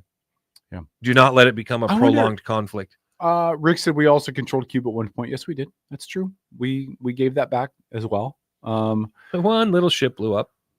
I can't remember the Maine. Was it the Maine? Yeah, the Maine. Yeah. But I don't. Do you think Trump would send troops across the border without tacit, verbalized support from the Mexican government? Okay, so if I'm the Mexican president, knowing that the cartels would put a bullseye on my forehead and your loved ones, if I showed any sign of it, I would be like, "No, wait, stop, please, you can't do that, please, no." Oh, you already. Well, I mean, we can't do anything now. You've already done it, so. But wouldn't again? I'm just trying to extrapolate this out. Wouldn't the UN have an issue with it? And wouldn't the drug cartels be able to see right through it? Okay, would the UN have a problem with it? Yeah, just like they have a problem with Ukraine and Russia, right? Or Palestine and Israel. Like, it doesn't matter what the UN thinks anymore. I think we all recognize the UN for what it is. It's a paper tiger. Now, having said that, do you remember? Did you ever see the movie Braveheart with Mel Gibson? No. I did. Oh, what? I did. Really? 4 times. No. Okay, well, there's a movie that I haven't seen. There's a scene where the young Robert the Bruce is talking with his dad, the leper. Is he Robert the Bruce or Bruce the Robert? Sorry, go ahead. Robert the Bruce. Robert the Bruce. Okay. And Robert the Bruce's dad explains to me, he goes, "Hey, there's some Scotsmen in the north are rebelling against the English king." Mm-hmm. And he goes, "Well, what are we going to do, Dad?" He goes, "You want to ride off with them, huh? Declare war against the English." He's like, "Yeah, I want to do it, right?" And he goes, "So here's what you're going to do. You're going to order the rebellion helped from our lands in the north, and from our lands in the south, you're going to order it opposed. No matter who wins, we have a legitimate position to say we supported them." Mm-hmm. Mexico's going to do the same thing. Mm-hmm. They will find a way to look like they're pushing back against the United States, but they're not stupid, and they know how much benefit. Think of where the nation of Mexico could be without the drug cartels. Oh, yeah. Right? And I think that those politicians in Mexico know it.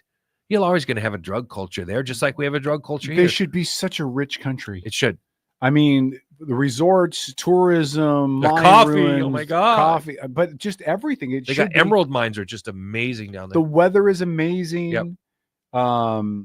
It should be uber successful. Yep. Uber, like the people there should be uber, doing really well economically.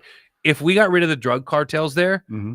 first thing that pops into my mind is none of them get to come here and claim asylum. That problem's what does it look gone. like? But what does it look like if Trump chooses to deal with them? Would he send active duty military down That's there? absolutely what was stated. Yeah. So he would mobilize units. Pete Hegseth has been nominated as his defense secretary, and he's the one that laid it out. Okay. He laid it out in an interview. You know. So are you sending active duty or you can send activating active duty. Are you activating reserves and Once National you Guard? declare them as a terrorist organization, because of the way U.S. law was written after 9/11, that gives he don't even have to go to Congress to ask for permission for nothing, because once they're labeled as a terrorist organization, gloves are off. Well, I never understood why the military is not in charge of the border. Like, I know we've got Customs and Border Patrol. Yeah. But I don't understand. You should turn off your mic if you're going to cough, Phil. Don't worry about him, I Phil. don't. I'm He's just jealous I'm because he just a can't killjoy. cough into his. I don't understand why you don't have full military presence at the southern border. I don't disagree Tanks, with you. choppers. Yeah, I don't disagree with you, Humvees. especially because the cartels and their coyotes have taken pop shots at our border patrol agents. And Yeah, our they're National armed Guard. well. Yeah, You know. yeah. Phil, I mean, so far, Border Patrol's a tankless job. God bless it.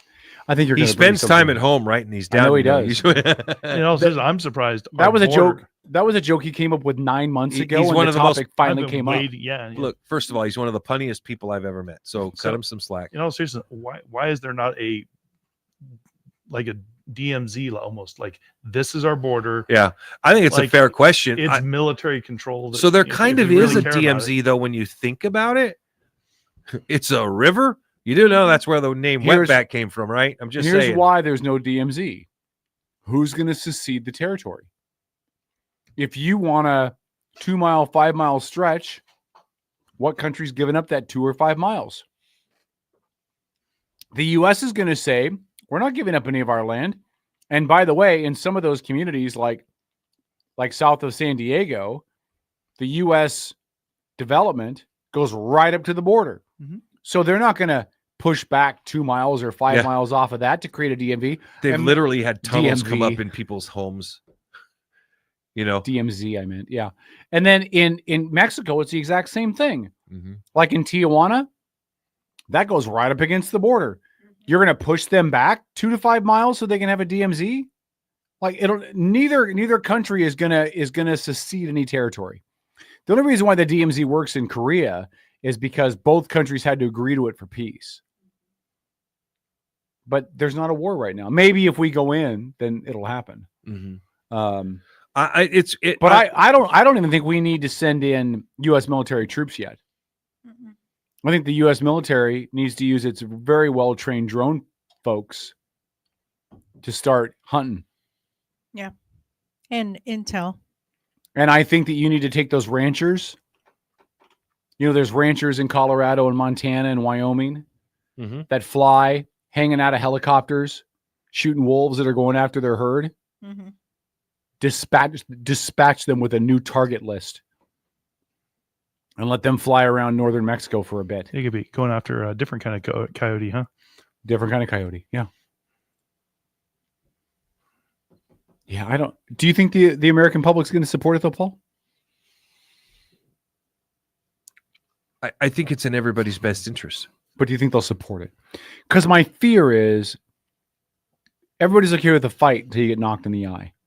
Everybody's okay with sending the military somewhere until you start having Americans coming home with body bags. I think Americans will be just fine with it. I think so? that as long as civilian you maintain 0 to no casualties on the Mexican side, I think you're okay. Not to put too fine a point on it, they'll already be home in body bags, but Whatever, Phil. Mexico's an easy fight though, in to avoid casualties, because most of northern Mexico is just empty. I mean, when you get, there's those really specific urban centers that are close to the border, but a lot of northern Mexico is just wide open space that nobody lives in. Well, that's a good thing, right? Yeah. I mean, we do have soldiers and troops and different kinds of specialty units that that this is in their wheelhouse, man. Whether it's DEA, FBI, CIA, I mean, I'm willing to bet they've got huge dossiers on the top people in all the cartels.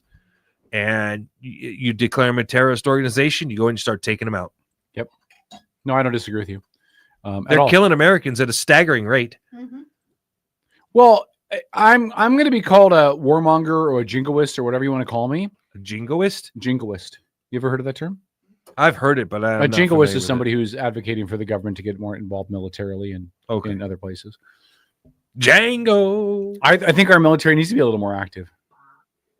I think when Iran is making plans to try to assassinate the incoming president of the United States, that is a Did you hear declaration that of war. they promised Joe Biden that they would not try to kill President Trump? Yeah, I believe the Iranians. Well, did you see though that they did that? They did it publicly. Mm-hmm. You brought up on the show, I believe it was a week ago, or maybe it might have been 2 weeks ago, but you brought up that very topic. You asked all of us if if they tried to kill Trump again, wouldn't that be an act of war? Right? And I know I, for one, actually pointed out that I did not think that it would be. Because if it was, then Iran would be able to say we had committed an act of war against them when we assassinated that one general. But apparently, Joe Biden has made it very clear to Iran that if they try to do anything like that to President Trump, it will be considered an act of war. So you were right. Yeah. So I want, if that's happening, that's an act of war to me. And I think that with the amount of death and disaster that the drug trade is bringing in, the human trafficking, all of that's coming from the southern border, I think Mexico shouldn't even be asked. We're giving you time. We've asked you to stop it. We've asked you to secure your borders. You haven't done it. Here we come. And we're probably not even going to tell you where we're going because there's so many dirty players within the government down there, within the police forces, within the military, that'll tip them off if we tell you. We're just not going to freaking tell you. And I think that the Mexican cartels, the low-end soldiers, right, the foot soldiers, are well aware of the vast difference in equipment, gear, and technology between the Federales and the United States Army. Like, once they know I would not be at all surprised to see 3/4 of them melt back into the population. I think they'll run. Yeah. I think once American boots hit the ground, the foot soldiers down there that are armed with handguns, rifles, maybe machine guns, are going to realize we are outclassed and outmanned. Oh, dude, it's like a junior high JV team against a pro football team, you know? Yeah.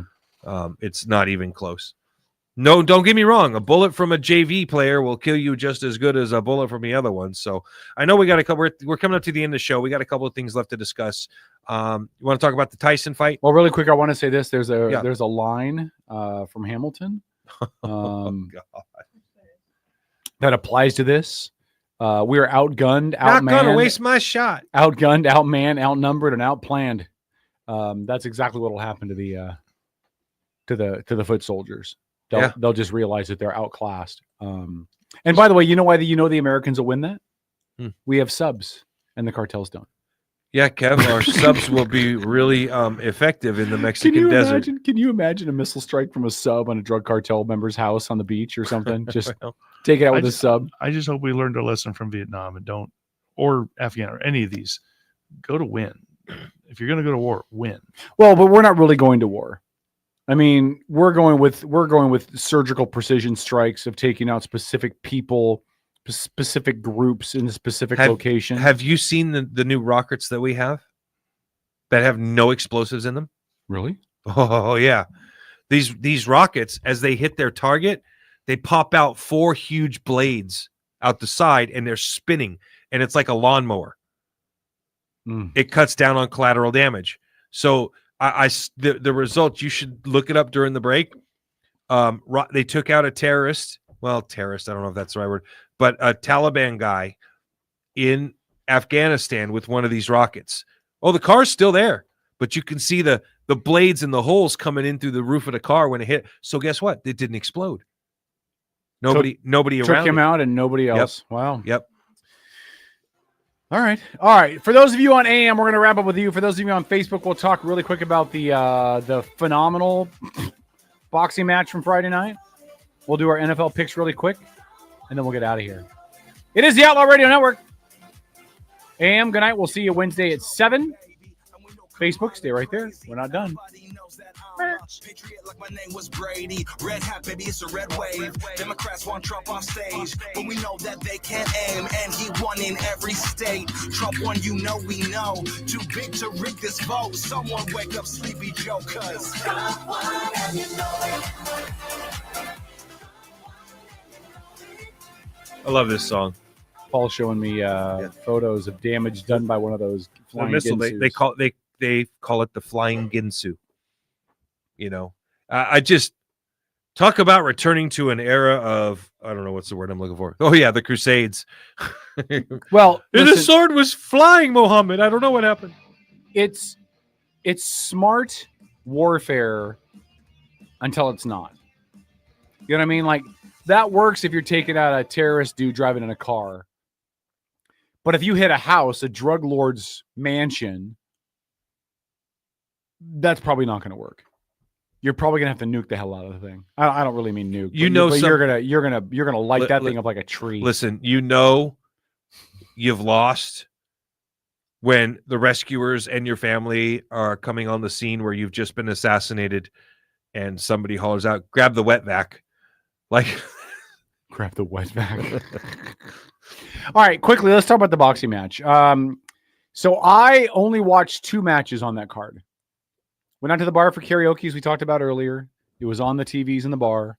I saw the fight between the 2 ladies right beforehand. God, that was one of the most amazing boxing matches I've ever seen. I'm not a boxing fan, but if every boxing match was like that, I would watch every boxing match. Yeah. That was a good fight. Yeah. And it's because they were fighting for titles.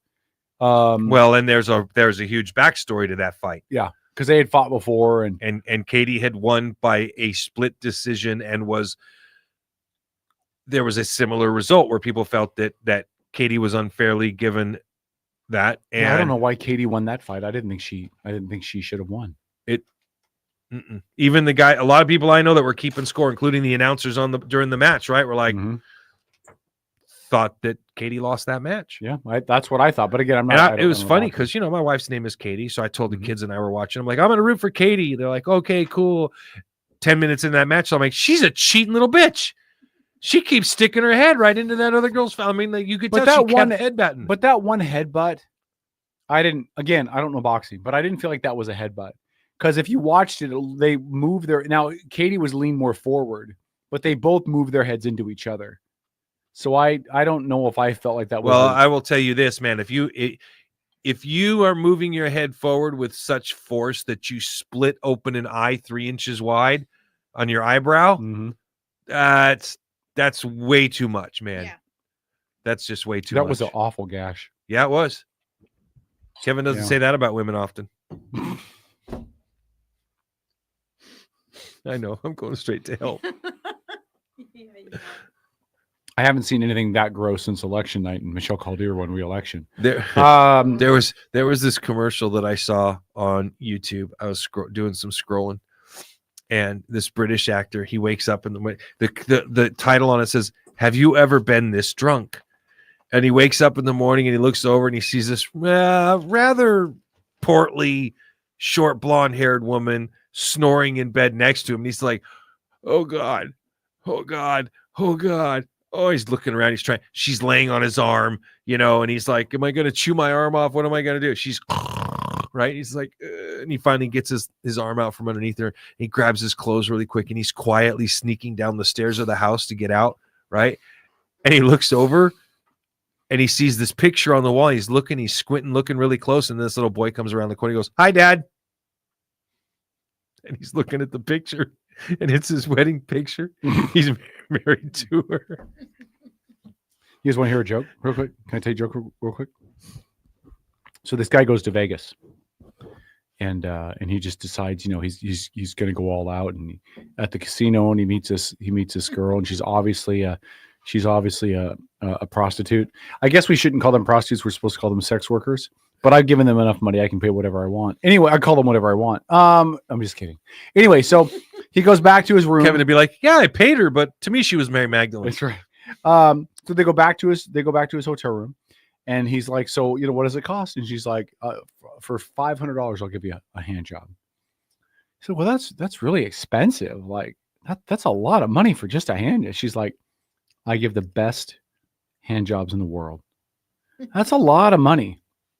So she takes him out to the window of his room and she points down at her car and she says, "You see that Porsche right there? That's my Porsche. And I paid for that with the money I receive from giving the best $500 hand job in the world." And he just decides, okay, I'm going to go for it. And what's the worst thing that can happen? It's just $500. I'm in Vegas. Let's try it. So 10 minutes later, he's sitting on the edge of the bed and he's just had the best hand job. His mind is blown. And he decides, okay, I think I want a little bit more. He says, so what else is on the market? She said, well, I can give you a blowjob, but it's $5,000. It's like, that's a lot of money. Like $5,000. She's like, it's the best anywhere. He's like, I don't know. She takes him back to the window and she says, "You see that hotel across the street? You see that one next to it? I own both of those because I give the best $5,000 blowjobs." And he's like, okay, I'm in Vegas. I'm going to try. I'm going to go for it. So he goes for it. 20 minutes later, he's sitting on the edge of his bed. His mind is blown. It was amazing. And he's decided he's going to take this all the way. And he's like, so what if I want everything? She's like, $50,000. He's like, $50,000. She's like, $50,000. He's like, that's a lot of money. She said, it's totally worth it. I'm the best in the world. But $50,000? She's like, come with me. So she takes him up to the very top floor of the apartments and they look out over Vegas. She's like, I want you to look at Vegas. Look at all the lights. Look at all the entertainment. Look at all of this. And he's like, wait, are you telling me you own all of this? And she says, no, but I would if I had a pussy.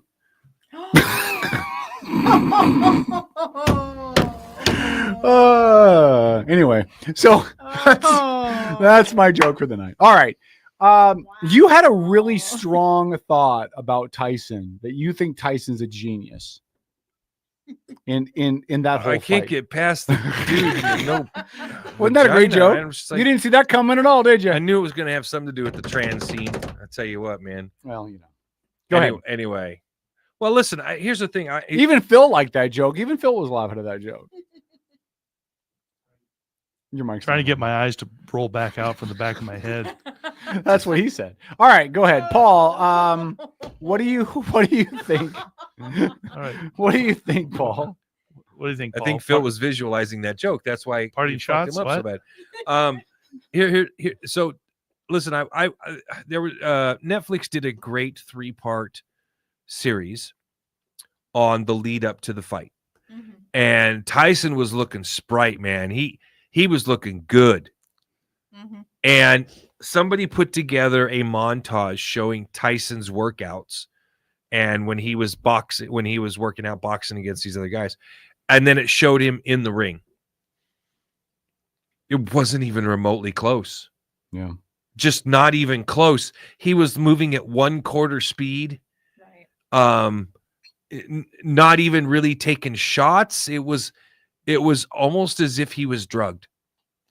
Was it that, or was it the Netflix freezing up, slowing him down?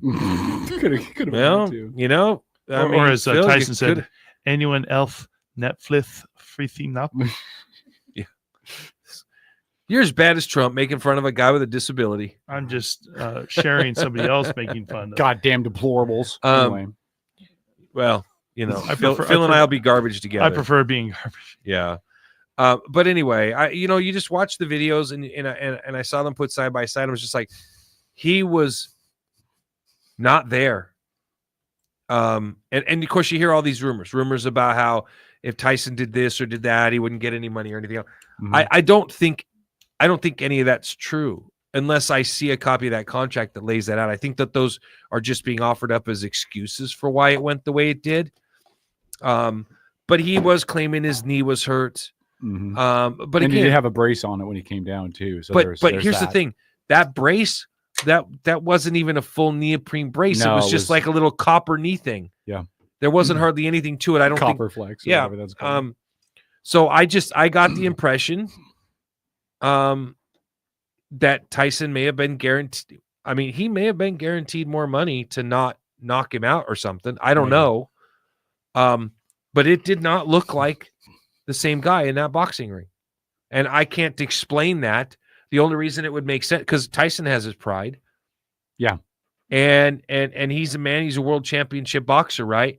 So he's not going to go in there and perform that poorly when he was working out and performing at an incredibly higher level. Yeah. So something occurred. Now, if Tyson made, they said they estimated he made 20 million. So if they're saying we estimate what they made, then nobody's seen those contracts, right? Because nobody knows what he made. So if nobody's seen the contracts, I don't think anybody's ever going to know. But Jake Paul's like one of the greatest marketing guys, I think, in a long time. He look like a homeless meth addict. He put all of this together, and they made millions off of it. And if you're Mike Tyson and you're getting up there in years, you want another big freaking payday, and he got it. Yep. I don't fault him in the least, no matter what his agreement was. I believe it was never supposed to be a competitive fight. I believe this was an exhibition, and they knew going into it that they were not going to try to hurt each other, that they were going to put on a show, they were going to make a whole bunch of money, that people were going to pay to see it, but it was never going to be a fight where Mike Tyson totally came in there to try to do any damage. Yeah, they very well for might two have agreed reasons. on that. For two reasons. Tyson could have really effed up Paul, and Tyson could have really gotten effed up by Paul. I mean, he is almost a 60-year-old man, and I don't think either one of them wanted to damage their brand. So instead, they do it this way. I think that's what it was. From the now they onset. run the risk of anybody finding out. Because if anybody finds out that was the case, I can't even imagine who's going to be on the hook to Netflix for fraud. Well, but we've seen that a whole bunch with these celebrity boxing matches where they come out and they dance around a lot and they hug on each other and they don't really land anything. And on these celebrity things, I think this is part and parcel. Well, again, here's who should be pissed. Sorry, Phil, 1 sec. Here's who should be pissed is Vegas.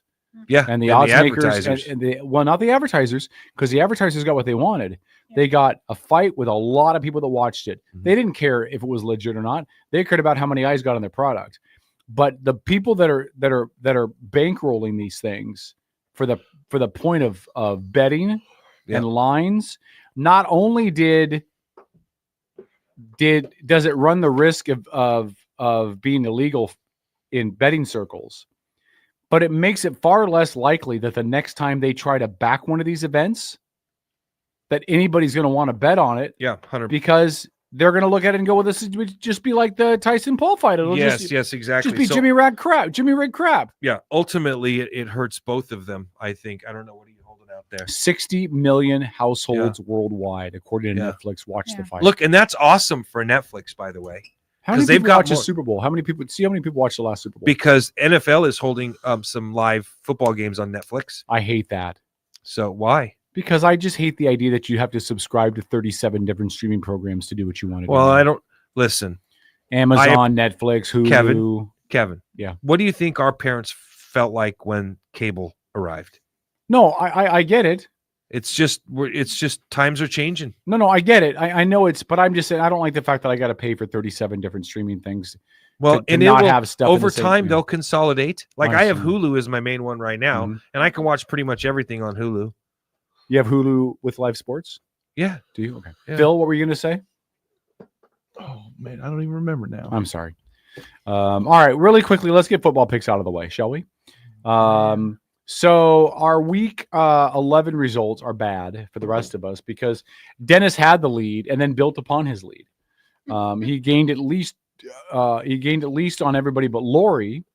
Lori only had 2 incorrect this week. Woohoo! She was 12-2 this week. Nice. But Dennis gained on everybody. He got 1 up on me, Paul, and Tom, and 3 up on Trojo this week alone. So our current tally has Dennis with 122, me with 117, Lori with 114. She's now past Paul at 113, Tom at 108, and then Trojo, just like his Dallas Cowboys, is in last place. Here's your games. Paul, you're up first. Thursday Night Football. This is one of the shit stain games of the week brought to you by Michelle Downey Caldeir. Pittsburgh at Cleveland. Pittsburgh. Yeah, I think so too. Russ has looked good. Yeah, I'm actually real happy for Russ. I am too. Tom is not here. Lori. Steelers. All right. I'll pick first Minnesota at Chicago. I think Chicago's cooked. Lori? Minnesota. Minnesota. Vikings. All right, Paul? Minnesota. All right. Lori, you'll pick first. Detroit travels to Indianapolis. By the way, Detroit hung 52 points today on Jacksonville. Yeah. 52. And they were without their starting tight end, Sam Laporta. And the only reason I know that is because he's on my fantasy team and I could have used him. Lori? Detroit. Paul? Detroit. Yeah, me too. So far, we're all in lockstep. Will we be after this one? New England at Miami. Paul? Miami. Me too. Lori? Me three. Wow, we're all locked up. All right. Tampa Bay at the Giants. I said this before. There'll never be a game I pick the Giants in. They are deplorable. I got Tampa. Lori? Tampa. Paul?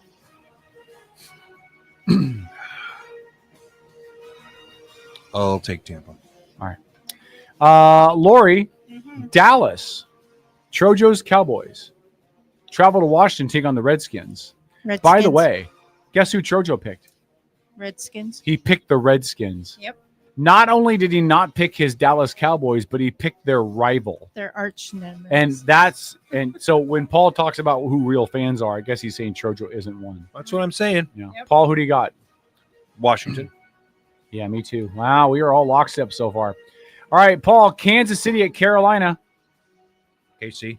Yep, me too. Lori? Ditto. This is a bad week. Tennessee at Houston. I pick first Houston. I won't pick Tennessee the rest of the year either. Lori? Texans. Unless they play the Giants. Paul? Tex. Houston. All right, Lori, you'll pick first. Arizona traveling to Seattle. Going with the Hawks. Wow. That game today was a surprise. Paul, were you surprised? I mean, I know you always pick them, but were you surprised they won? I was not surprised they won once I found out Kittle wasn't playing. Okay. Yeah. Who do you got, Paul? Arizona at Seattle? This is a big game. I'm taking the Hawks at home. Yep. Opportunity to move into first place. Yep. I'm picking Arizona. I don't know what I'm getting week to week with the Hawks. I just don't know. You know, we need to win games because we're better than they are, not because some of their players are out. You know, and if you look back over the year at the games we've won, it's because they've been missing players. We beat Miami because they were missing players. We beat San Francisco because they're missing a key player. We Brand new coaches, brother. We need to be. You got to give those coaches time to. No, I'm giving them time. Like, I'm not calling for them to go out of town. I'm just saying Seattle needs to win games because they're better, not they were because they're better lucky. than San Francisco today. Yes, they were. All right. Paul, Denver traveling to Las Vegas. I thought they played them today. No, they played Atlanta today and whooped them. Okay. Well, I'm going to go with I like Bo Nix. Do you? Mm-hmm. Or they're calling him in Denver Mo Picks. Well, So whatever. you got Denver? I'm taking Denver. All right. I got Denver too, Lori. Ditto. San Francisco travels to Green Bay. Gosh. This is your best game of the week. God. I'm going to pick San Francisco. Lori? Green Bay. Paul? They're in Green Bay? They're in Green Bay. It's getting What's cold. the weather going to be like? It's getting cold. It's supposed to snow. Let me look. Hold on.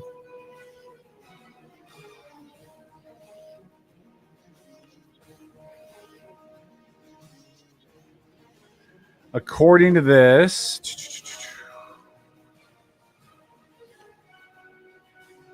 the weather forecast is supposed to have no impact on the game. Temperature at game time is estimated right now to be 41 degrees. Okay. 9% chance of rain. and winds out of the west at 8 miles an hour. Yeah, we don't need all that, but well, no, the no wind, impact. wind matters because if the wind is high, you can't. No, I pass. just wanted to know if it was going to snow, dude. That they're not calling for snow. Okay. I'm going to go with San Fran because I think they're going to want to try to get the game back. They're going to be motivated. Lori, Sunday night, Philadelphia travels to the Rams. Eagles. Paul? Who's playing the Eagles? Philadelphia at the Rams. Ooh. I want Philly to win, so I'm going to take them. I think the Rams win. All right. And then, Paul, Baltimore at the Chargers on Monday Night Football in Brother versus Los Angeles. brother. In Los Angeles. Yeah, brother against brother. That's right. Yeah. Forgot about that. Harbaugh Bowl. Right before Thanksgiving. Right. Going to make that dinner awkward. I'm going to take San Diego. I mean, not San Diego. The Chargers, though. You're taking the Chargers? Yeah. All right. I'm taking Baltimore. I just think they're a better team. Well, they're a better team, but I think Jim Harbaugh is a better coach. Okay. Lori? Chargers. All right. And double downs, I'll pick first. My double down will easily be Detroit. They might be my double down for every game the rest of the year. Lori? I'm going to double down on the 49ers versus Packers. Okay. And Paul? To prove what kind of a fan I am, I'm going to double down on my boys, the Hawks. All right. I hope you're right. I really do. I'll eat the loss. Gladly eat the loss. But I just... All right. Really quickly, we're going to do one last scan of the chat just to make sure there's no comments that we've missed. Let's see what it says. Kevin, do you know why Cowboys used foul language? If that's a joke, please put the punchline in there because I don't know what you're talking about. Kevin Nelson said his deceased buddy Austin Kershaw's spirit was grinning ear to ear over the Seahawks win today. I think every Seahawks fan was happy with that win. Yes. Especially after what the Niners did to us last time we played them. Yes. We hadn't beaten them in 3 years, man. Yeah. So there you go. All right. Rick also said earlier that drug cartels do have subs, but cocaine torpedoes don't reach very far. But the fish are happy. Okay. They actually did an entire episode on Shark Week about that. Yeah. Yep. About sharks getting a hold of cocaine that in the drug Really? trafficking trade. Oh. So is that the sequel? Is that the Brings a sequel whole to new Cocaine Bear? term to killer. Is that Killer the sequel to Cocaine Bear? Cocaine Shark? It was the prequel. The prequel. Yeah. Did any of you guys see Cocaine Bear? No, my kids want to see it, but Let me guess, you saw it? No, I haven't seen it. Oh, shocker, huh, Phil? Yeah. Well, I would not be surprised. It's up there with like Sharknado and Sharknado 2, and Sharknado 3, and Sharknado 4. Sharknado versus Predator. Yeah. Phil, parting shots. Oh, I got a good one here for you. Okay, you have a joke? You might say so. All right, here we go. Okay. There we go. It's that time of year to add all the big city guys wearing suits to your prayer list because they're about to lose their fiance during Christmas to a small town guy wearing plaid on the Hallmark Channel. Mm-hmm. Ooh, Kevin Nelson had a good movie idea: Cocaine Sharknado. Do any of you guys skipped right over what Phil just did was brilliant. No, I thought it was really good. Yeah. I was just going to ask: do any of you guys watch Hallmark movies? I do. My When I'm baking. Yeah.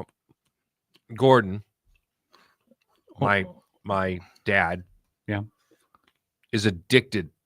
Like the only channel their TV is on for the entire month of December is the Hallmark Channel. He's watching romance shows all the movies? time. Really? Dude runs Concrete Pump, has done it for like 30 years.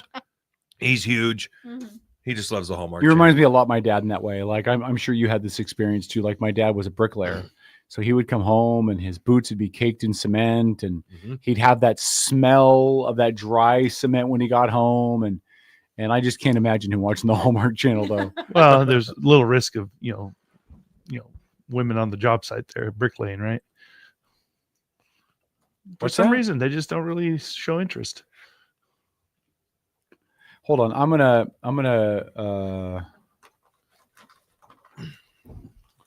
What are you looking up, Kevin? I thought I'm we we're going looking home. to see if there's a summary of the Hallmark Channel movies. What? I just want to see if there's a No, summary of what any no, of them are come on. about. The summary is simple. They're chick flicks. Yeah. The end. They're really basic chick flicks. My wife so likes that them. My mom likes them. If you Your leave dad the likes them. room for 5 minutes and it's You still not know the commercial, plot. you know the plot. It's there. Hold on. Can I play a preview for one of them real quick? Why? I just want. Well, let me see how long it is first. If it's too long, I'm not going to do it. I just want to see if this is a movie that interests anybody in studio besides They Lori. rotate the same actresses and actors. Okay, in this and is out. 30 seconds long, so bear with me. Okay, hold on. Let me go share my screen. Good Lord, Kevin. This I know. I really just makes want to you look see. weird, I dude. just want to see. I just want to see. Here we go. So we'll share and fine. we'll maximize. Okay, or is it on? Mm-hmm. Is my microphone on for the stream? We're ready. All right, 30 seconds. Here we go. Exactly how long you've been dating my daughter? 3 months, so not that long. A Christmas wedding? We cannot let her make this big of a mistake. Does your dad like me? I'll officiate the wedding, but they're gonna have to survive my marriage boot camp. What's marriage boot camp? The wedding is days away. Boot camp only gets more difficult from here. Buck up, you two, because we're having a wedding whether you like it or not. We've got this. To Have and To Holiday, all new, Sunday, November 24th at 8. That looks awful. Right? Let's just be honest. That looks Yeah. awful. And you watch them? I don't watch them. They're background noise while I'm baking. There's Okay. a lot of other things you could have as background noise. Like there's podcasts you can listen to. No, I really can't. I have a 13-week-old puppy who Like- has found his voice. This And could be it's- your background noise. Yeah. What is it? Blink 182? It's a Blink 182 style, copyright free. Perfect. It's not a Christmas song. Paul loves Christmas music. All right, Lori, do you have parting shots? That's why I'm playing not a Christmas song. I do. Hey, everybody, guess what? The election's over. Woohoo! So go out, touch Wait, some can grass. we get breaking news music for that? Ticket. Let's ride that Trump train. He won in 2020 and he just did it again. Go and Anyways, throw your hands go out, touch grass, meet your neighbors if you haven't already. Mend the bridges. Okay, hold on. Can I complain about something really quick? Fine. Tara fucking Simmons What? is on a cruise. No, at a casino. Yeah, she won 13 grand. 13 grand at the casino. On Could she 375. be any more fucking lucky? I swear to God. Well, I don't know, Kevin. She's in She's- the middle of a lawsuit. So No, she just got $13,000. Better make sure she It's claims her that on her birthday. taxes. Hey, okay, go ahead, Lori. I didn't mean to cut you off. I just Yeah, saw that and yeah. had to lose my Anyways, mind.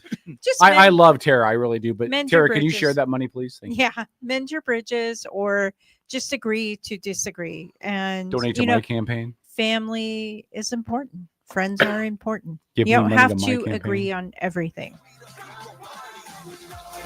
Okay. My parting shot is I'm going to read to you guys what the 15 most attractive hobbies to women are. No, no. I'm just going to read them really no, quick. No. Like what women find attractive in a man. And you tell me if I have any of these. What? You don't guys tell have me any if you think I have any of these. So Ready? you Here we want go. to have a discussion and do another subject? No, on no, it. no. We're just do it really quick. Ready? I'm just going to say it. You say yes or no. Ready? Reading. What? Reading. Yeah. I read for college. That's about it. Foreign languages. No. Playing an instrument. No. Yeah. Cooking. Yeah. I do cook. Yeah. Woodworking. No. Painting. No. Writing. No. Gardening. Yeah. No. No, I don't garden. What are you fucking drunk? Swimming. No. Only in my own tears. Photography. No. Astronomy. No. Hiking. No. Archery. No. Archery. Women are looking for a man that'll shoot them in the ass with an arrow. Perfect. Blacksmithing. Definitely no. Traveling. Yeah. I got it. So you're saying Yeah. there's a chance. Perfect. All right. So when you guys want to know why I'm single, regardless of what Paul tells you, it's because I do not have any of the top 14 attractive hobbies to women. Paul, you can take us out. Thank God the show's over. Why? Good Right? night. Good night. Why are you thanking God? Why did you want it to be over? Because we're Don't you tired. like Because I got to doing go home and go to bed and get up tomorrow morning. It's a work day, you know. No, you Yeah. have permission to take tomorrow off. I give you permission. Yeah. You don't sign the paycheck. Is that part of being self-employed? You just make your own hours, right? Yeah. Of course, you work for the people, and they You know don't what, pay Phil? you. No, they Phil's don't got pay a great point. They don't pay you if you don't show up. Phil's got a great point. I got 6 more stories for us to do. Let's just knock them out. Let's do it. No, because I'm leaving. All right. We'll see you guys Wednesday at 7. Next week, no guest booked as of now. So there you go. It's been a good night. Love All you right. guys. Appreciate you guys. We'll Cheers. see you on Bis Wednesday. beta. Adios, at 7. muchachos. Adios. Outlaw Radio Network. Go Good Trump. night. Yeah. Go far away.